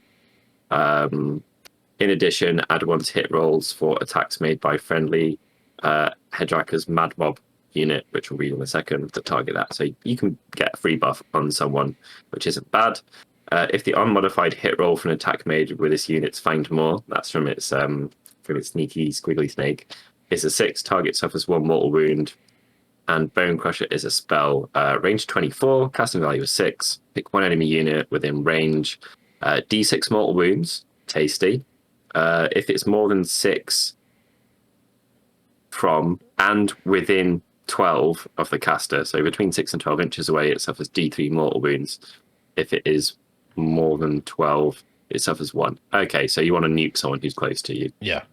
Basically. The peeps she comes with have it's just a few people. One's got a bow and then a bit of a mix of fairly typical savage Orruk attacks. Let's see what the points are for them. What is quite nice is that they become ablative wounds for Headdracker though. They've got to pass the wounds over. Oh, tasty. So that's some, and she's -1 to hit, so that's a fairly survivable blob there. 4 attacks at damage D3 as well. Yeah. It's an interesting unit actually. I think are they Bone Grins? Yeah, Bone Grins. He's got the totem keyword as well, so he gets to go at a further range. That's cool. As the other guy's got it as well. The Wargog Prophet's got totem. Yeah, 220 points for her and her 3 friends. Because I think the War Docs used to be priest, didn't they? Used to the priest keyword. Maybe, yeah, maybe they did. So Headdracker is actually pretty good value. You know, 2 cast wizard with some extra wounds, -1 to hit. She's got 7 wounds herself, 5 up save, and they've got quite a lot of. It's no rend, but they've got quite a lot of damage output potentially. So yeah, I mean it's all right. It is quite nice to see an entire book where the little war bandy editions are all viable. Yeah. That makes a change, right? You're just like, normally we just go whatever. Then, but yeah, they're all pretty solid. So that's it. That's the Bone Grin through. I'll have to do a practice game to see how they feel. Yeah. I can see that there would be more strategy to them than the War Scroll suggest, a bit like the Soulblight Gravelords book was in general. Yeah, it's what I was saying to you, that like when Soulblight, because I had the same reaction when I first saw it, and I was like, these are really boring, there's not much going on. But actually, once you get into it and you play games, you realise how good it feels to play the Doing book. more with less rules is very much required in the game at the moment, let's face it, as well. So it's a good sign if this is what's more to come with the new battle tones. Hopefully. Where you've streamlined a lot of the rules, a lot of the combat profiles. You know, you've vanillaized it. I know people were whinging, like, oh, Fellbats don't have a rule on their War Scroll, and you were like, yeah, but they don't need it because they fulfill a role in the core rules, and why have a special rule on everything? Like, it just becomes like War Machine when you got so much. Or everything has a once a game ability or crap like that. Yeah, like Lumineth. Like, yeah. Well, let's look at them as what shouldn't be, because that could, they could do pretty much exactly the same as their book did and have half the amount of rules. Yeah, like really easily, super duper easily. And hopefully, this does more than it looks for less rules, which is by far preferable. Absolutely. So, I think if you were into greenskins, this, you could play nothing but Orruk Warclans, and you'll never get bored. You get Kragnos and a Giant as, you know, pretty significant allies. You've got Glooms, Well, like Gits as well. And you've basically got KRULEBOYZ, BONESPLITTERZ, and IRONJAWZ, and BIG WAAAGH. Yeah. And those lists in amongst themselves have multiple variants. I honestly think it's a really good battle tome. There's a lot in there for one book, for sure, in terms of it. Yeah, I can absolutely see that, which is nice because I've got quite a lot of love. The new guys are really cool. I think they're super on theme. They are sneaky AF. That's basically all they do, isn't it? Yeah, I think they've maybe a little bit overpointed in places. I think that's the only issue I have with. By about 10%, do you reckon? It's not across the board. It's certain units. So I think like the Gut Rippers, you know, the 180 is too expensive. I think the Killer Bow and the Bolt Boys are fine. I think that you know, like Gobsprak's fine. I think the Gnash Tooth's overcosted. Everything else is probably okay, but with the battle line tax, it feels worse. Maybe the Belcher banner shouldn't be 95 points for what he does.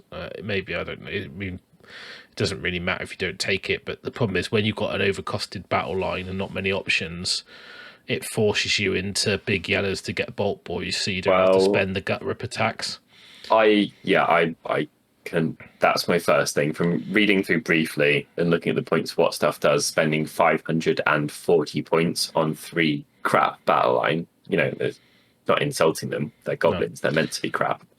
But spending they're not more goblins, than a they're quarter. Orruks. Goblins are Hobgrot Slitters. So, you know, crappy Orruks.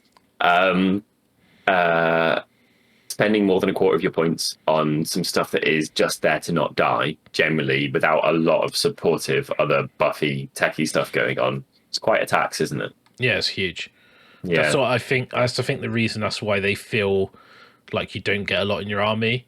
And so if I you think buff one of those units to a 20. Well, yeah. I mean, the problem is you immediately go, well, I need to have a boss to stop running away. Then I need to have a shaman to make their mortal wounds better.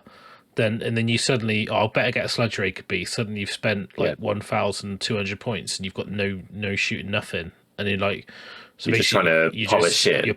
You're basically like rolling your Gut Rippers in glitter and hoping it sticks with a swamp bird. So they like incoming you can't polish a turd, but you can roll it in glitter. So I think that they're not, Gut Rippers are not awful. So I think as a unit they're okay.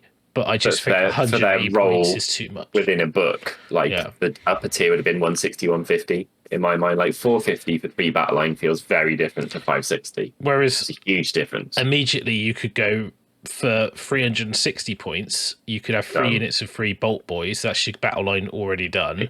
And you don't feel upset about beefing up one of those to a 9 even. If you want to just say, oh, well, it's actually got a purpose. You only have to take 1 unit because you could take Bolt Boys. So if you wanted to have 120...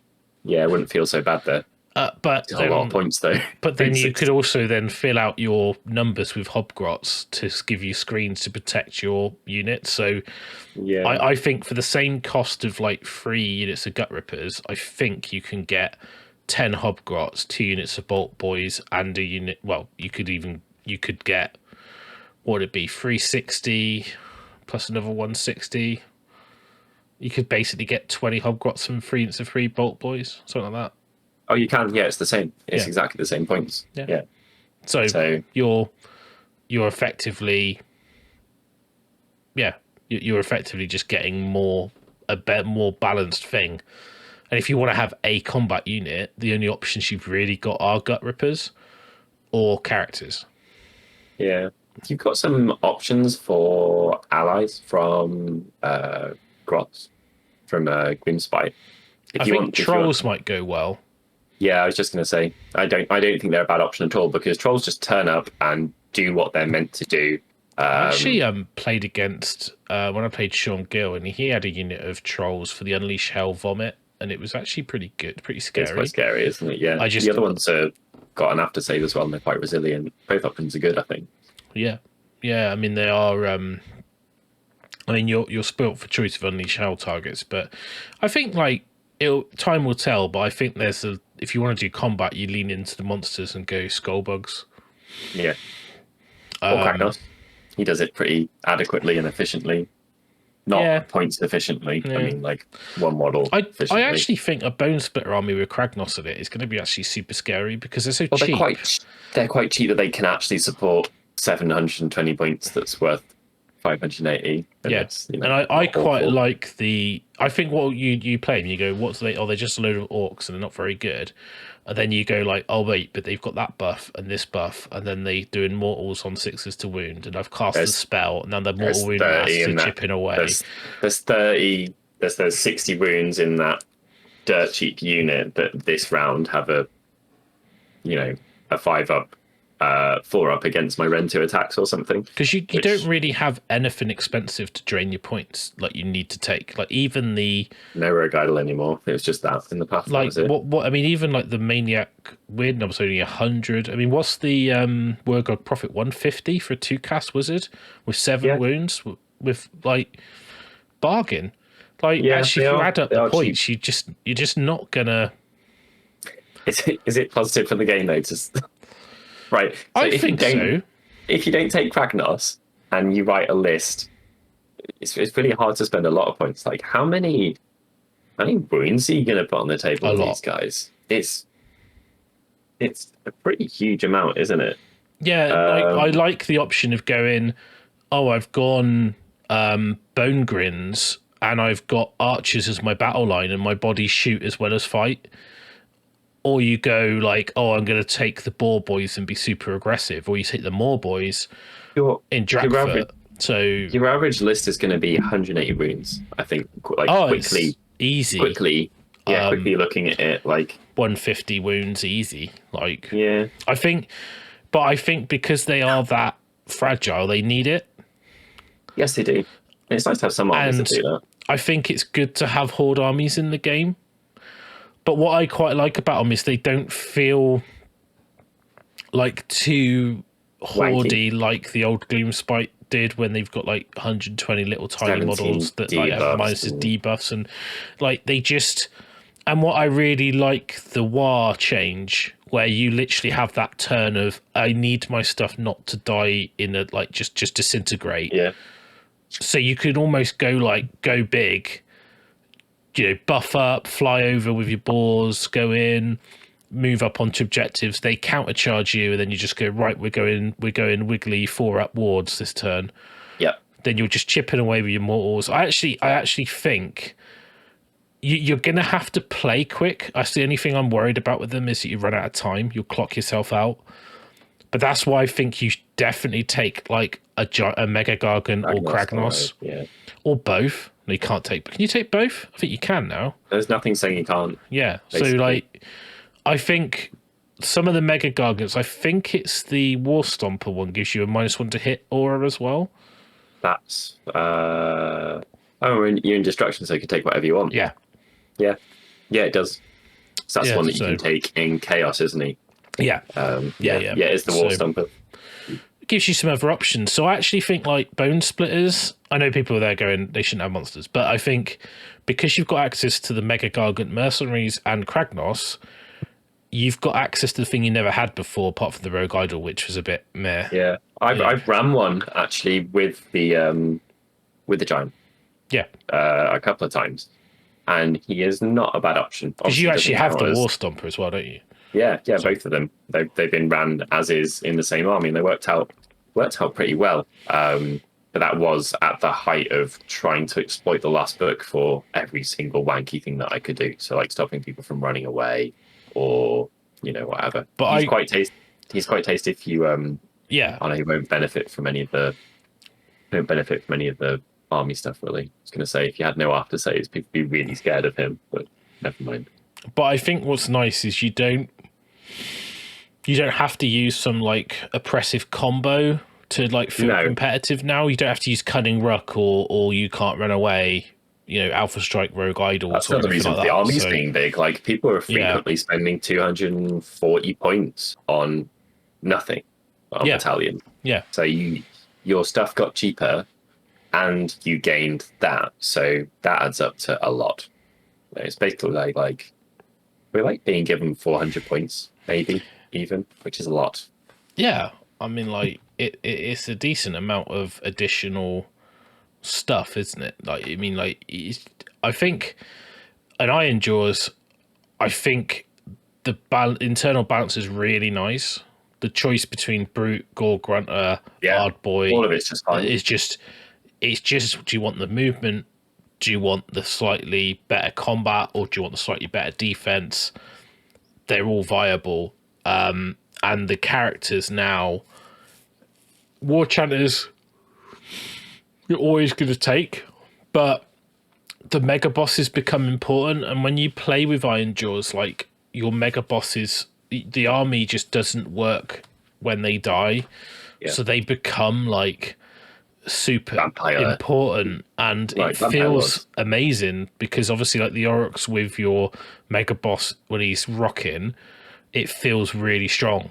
And if he goes down, then you're like, oh my god, my army's almost in rout, you know. So well, the entire book feels like it's pretty I think BONESPLITTERZ have come off slightly worse than the other two, but in terms of like rigorously sticking between theme and rules, in terms, you know, like in a Dungeons and Dragons roleplay sense of my army plays like it should, all the book feels like it plays pretty much how it should.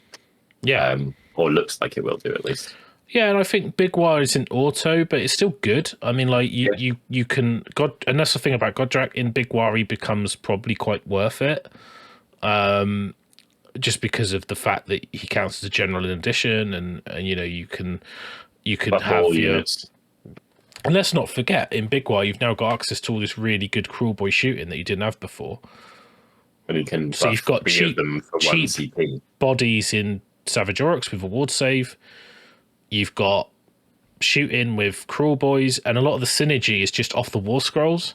So you still get venom encrusted weapons. You can still take a Sledge Raker Beast. You're still going to get the extra mortals, and you can still take a Shaman. So you can still take the combo on your Bolt Boys.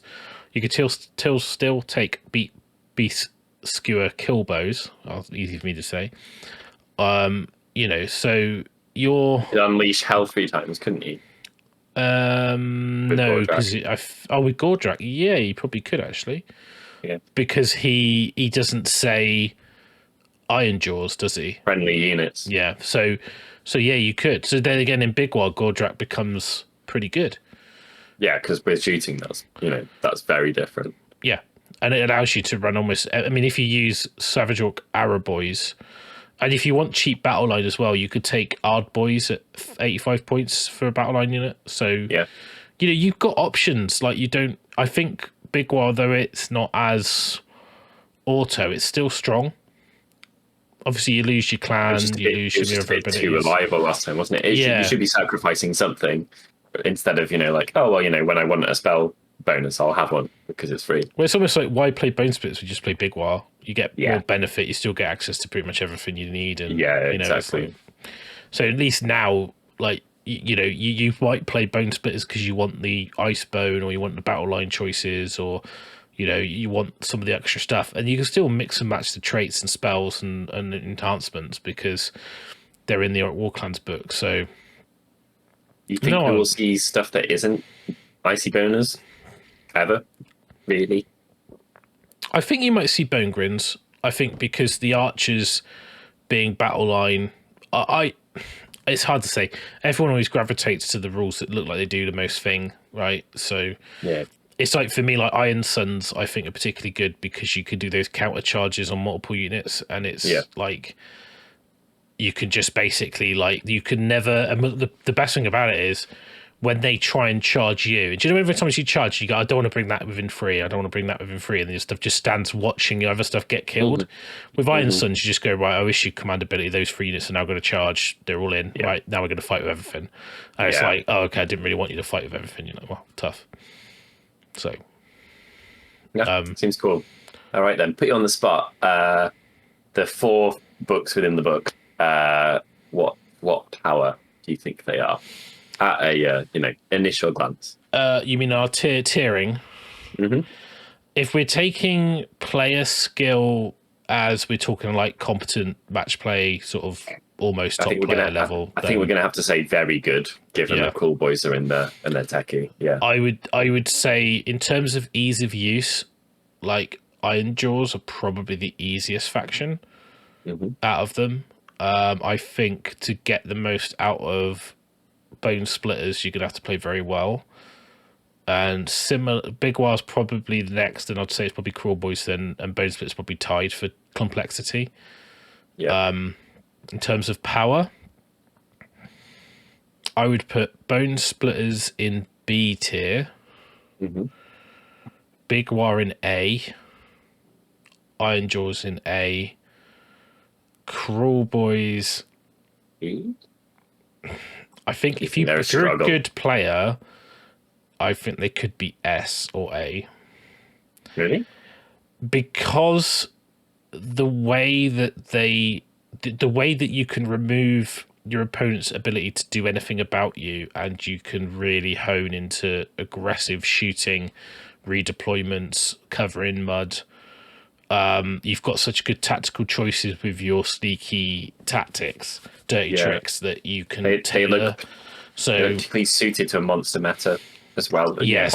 On the assumption that you're a good player. And I think they've got ways to do a large amount of wounds to stuff out long range, and also dick it about. You know, like what was the thing you pick to? You pick a couple of units and they can't. What is it? They can't do something. Like you pick 2 units and they have to redeploy or something like that. Oh, it's a dirty trick where you delay them, so they have to go off in reserve. Yeah.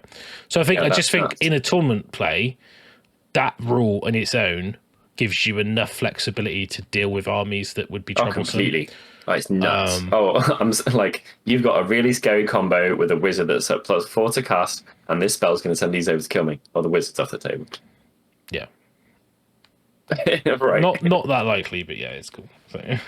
But you know, I mean, like you could have a go at the wizard and at the unit, so you could get 2 rolls. And if you get one of the combo pieces off, like if you imagine you send like someone's Chaos Sorcerer off the table. Exactly that was literally what I was thinking of. Like, it's like no oracular visions, no demonic power. Like, it's a pretty big deal, right?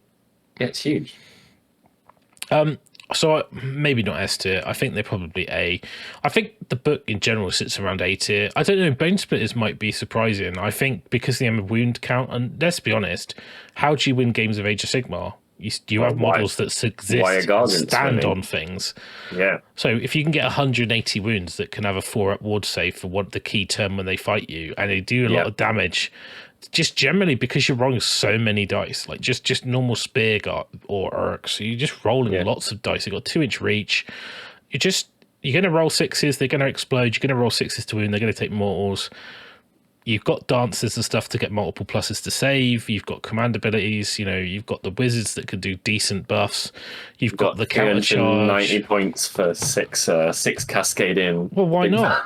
Like, take I will legit try that. I think I've got tiny little bases, so you could just go in between the units, and they just, you know, they're doing 6 attacks, damage 2 with rend. You know, I mean, it sounds silly, but like, you don't need to have like super rend and super attacks, and because most people can out save your rend anyway. So you might as well just not have any and not pay for it. If you're leaning into doing mortals, in particular. You know, let's just attack a lot, and if it gets through and it's all right damage, great. I will try and write a list with as many as I own, which I think is 3. Yeah, because I think like if you take like if you were sort of going, well, I'm going to take Bone Grins because I want my AUDIBLE to be my battle line because they've got the best. They've got a mix, or you could have. I mean, I literally, you think you can put like 20 boys, 20 boys, 20 boys, 10 AUDIBLEs, 10 AUDIBLEs, 10 AUDIBLEs, 2 units of boars, still have 1,000 points and have all your heroes and still have points left. And you're like, well, because like, you know, literally what would you, I mean, let's just like quickly just add it up. I mean, so, well, let's do this, Stu. Let's start off with 3 65-point dudes. Why not? And you're going to probably take the Moor Boy Shaman, and you're going to probably take you're definitely going to take the other Shaman, aren't you? The character, you're going to take a War Doc, aren't you? So yeah, the character one's not a bad option at all. The 2, I think she was 220 points, wasn't she? So 540 points, you've got 6 heroes, which is 2 war docs, the 2 different shamans, the one, the maniac weird knob, and the other guy, the Warclans prophet, and 2 savage orc big bosses. So you've got, I mean, you could change one of those out or whatever you wanted to do, but that's 540 points on heroes, and then like your arrow boys are 145, so 435 for 3 units of 10 arrow boys. So you're only just literally under 1,000 points, and then you're like, well, okay, then I'll take, what are they, 165? You said. 165 for 990 points for 3 units of 20 of those. Yeah, not bad, is it? So it's like, what is that going to be like? What, 60 wounds plus another 90 wounds plus all the heroes? It's like 180, isn't it? Pretty much. Well, it's 60. It's 20. It's 60 models times 2, so that's 120 wounds. Yeah. Plus 30 plus another 60. Yes, 180 wounds plus your character. It's over 200 wounds. A lot. Yeah. Because 6 times 5, but they've got more than 5, so 6 times 5 is 30. So yeah, you're about 100. It's about 200 wounds. That's it. It's crazy. It's crazy. Yeah. Like you don't like. I know it sounds silly, but that's a lot of stuff to get through. Yeah, and even if you do squidge a giant in there or a Kragnos, you're still going to end up with 150 plus their 30. And you know, if you said to people that, you know, look, I know just from Death Rattle Skeletons, and you say like, well, actually, I've got 60 guys, so that's 120 wounds, and they've got a 5-up armor and a 6-up ward save, and once per turn, once per game, it's a 4-up. Yeah, and you can still rally. It's still a thing, right? I mean, yeah, I know they got low bravery, but it's, you know, it's not that big a deal if you're. No, I can't wait to see someone rallying brutes. That's going to feel like their skeletons. Basically, the AUDIBLES, yeah. On a AUDIBLES on a 4+. The good thing is that the champion does it when he's. I mean, it's hard to get the shaman in range, but what you can do, the war chanter in range, what you can do is teleport the war chanter. So this is why the big green hand shaman's good. So is the option. Yeah. So I think the book's great. Like, there's loads of competitive options. I think each one's got its own thing. Nothing feels oppressively broken or silly. Yeah, too OP. I think like multiple cascading more crushes is going to be a thing. They are going to hit like a train, and if you play it right, what I like about it, it's like playing old Warhammer, where you charge multiple things and you fight combats in the right order, and then you basically wipe out half their army before they get to do anything. Which, if you don't have too many actual models in your army, is kind of what you're going to need to do. Yeah, you need to deliver the war. So it's like you have to deliver the combo of the damage and cascade through, and it's quite exciting. It's not a this, then this, and this, and this combo. It's, you've got quite low options, but the combo needs to result in is where you attack and how you move. Yeah. So it's like, and if they're resilient or not, and like even stuff like being able to roar multiple units so they can't get all out defense is massive in IRONJAWZ, because if they don't go all out defense and you kill them, you get to fight again. So when you ward as well, all out defense and one more end. So you imagine it's a 2-point swing. They definitely look like the stronger, the immediately obvious stronger. At least the others might have levels that make them, you know, closer or better even. But yeah, they look solid, and the points throughout seem, apart from the KRULEBOYZ, seem pretty much where they should be. Or yeah, I think richly the KRULEBOYZ, if you just took 20 points off the Gut Rippers, or 15 points off them, they're the same as Savage Orruks basically.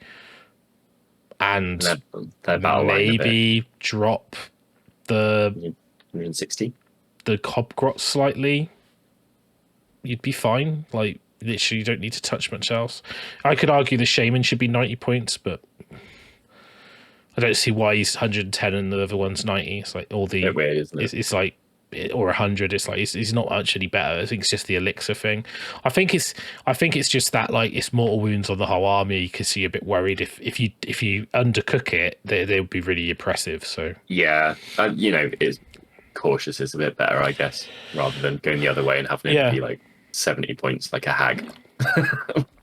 Yeah, something. I think I was aiming for 160 for the Gut Rippers, but I wasn't successful.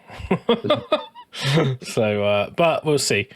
I think it's good. Great book, great start. That's it. I think we've covered. We'll write some lists at some point soon. Let us know any questions. I'm doing an IRONJAWZ list. army, as you can probably tell. So I will be. I own a BONESPLITTERZ army, so that's 2 out of 3 covered. We'll do some list tech, play some games, and go for it. I've signed up to London GT and also Just Play in November, and I've got Blackout in December and Six Nations. So I've got some events this year now. So I'm probably going to try and take IRONJAWZ to some of those to give them a bit of a run out. So we'll see how it goes. But smashing and bashing. Yeah, unfortunately, I can't really play with them at FACEHAMMER because they're not listed in boxes. But it's not that I'm actually playing, but it would have been nice to play a practice game on the Friday or something. Yeah. So, but we'll see. So there might be someone there you could just borrow an army. Maybe, maybe. Yeah. So I might, if someone's got theirs there, I might just sort of borrow them. So. But it's I think the book's really good. So hopefully this was informative for you Orruk fans. You enjoyed this in-depth review. Yeah, Stormcast coming soon for anyone who's interested in that. It is a hell of a book. I think it's got as many war scrolls as Savage Orc armies have got wounds. It's ridiculous. Yeah, well, let's just say this was a mammoth book. The Stormcast book makes this one look like the Sons of Behemoth Battle Tome. So it's going to take us an awful long time to cover. We didn't have time this week because of the time we got the samples, and with FACEHAMMER GT this weekend to record both. Next week we'll try and get to it, and hopefully we'll have it out the following week. Probably lead out with a top 5 or a focus on the dragons or something like that. Yeah, we might try and get a mini show out on it, depending on our time and availability. So watch this space, more content, come in, like and subscribe, and do the algorithm thing. If you want to join our community on Discord, that's great. And I've got some exciting stuff coming for Patreon soon. It's been a bit quiet on the Patreon front, just because literally I've been building the studio. Well, other people have been, and I've been tidying up after them, but it feels like I've been building it. So I was not doing laminate flooring again, let's put it that way. So, right, okay. Amazing. Thanks for watching. We'll catch you all soon. Catch you in a bit, guys. We've also got some videos coming with Patreon stuff at some point in the near future too. Indeed.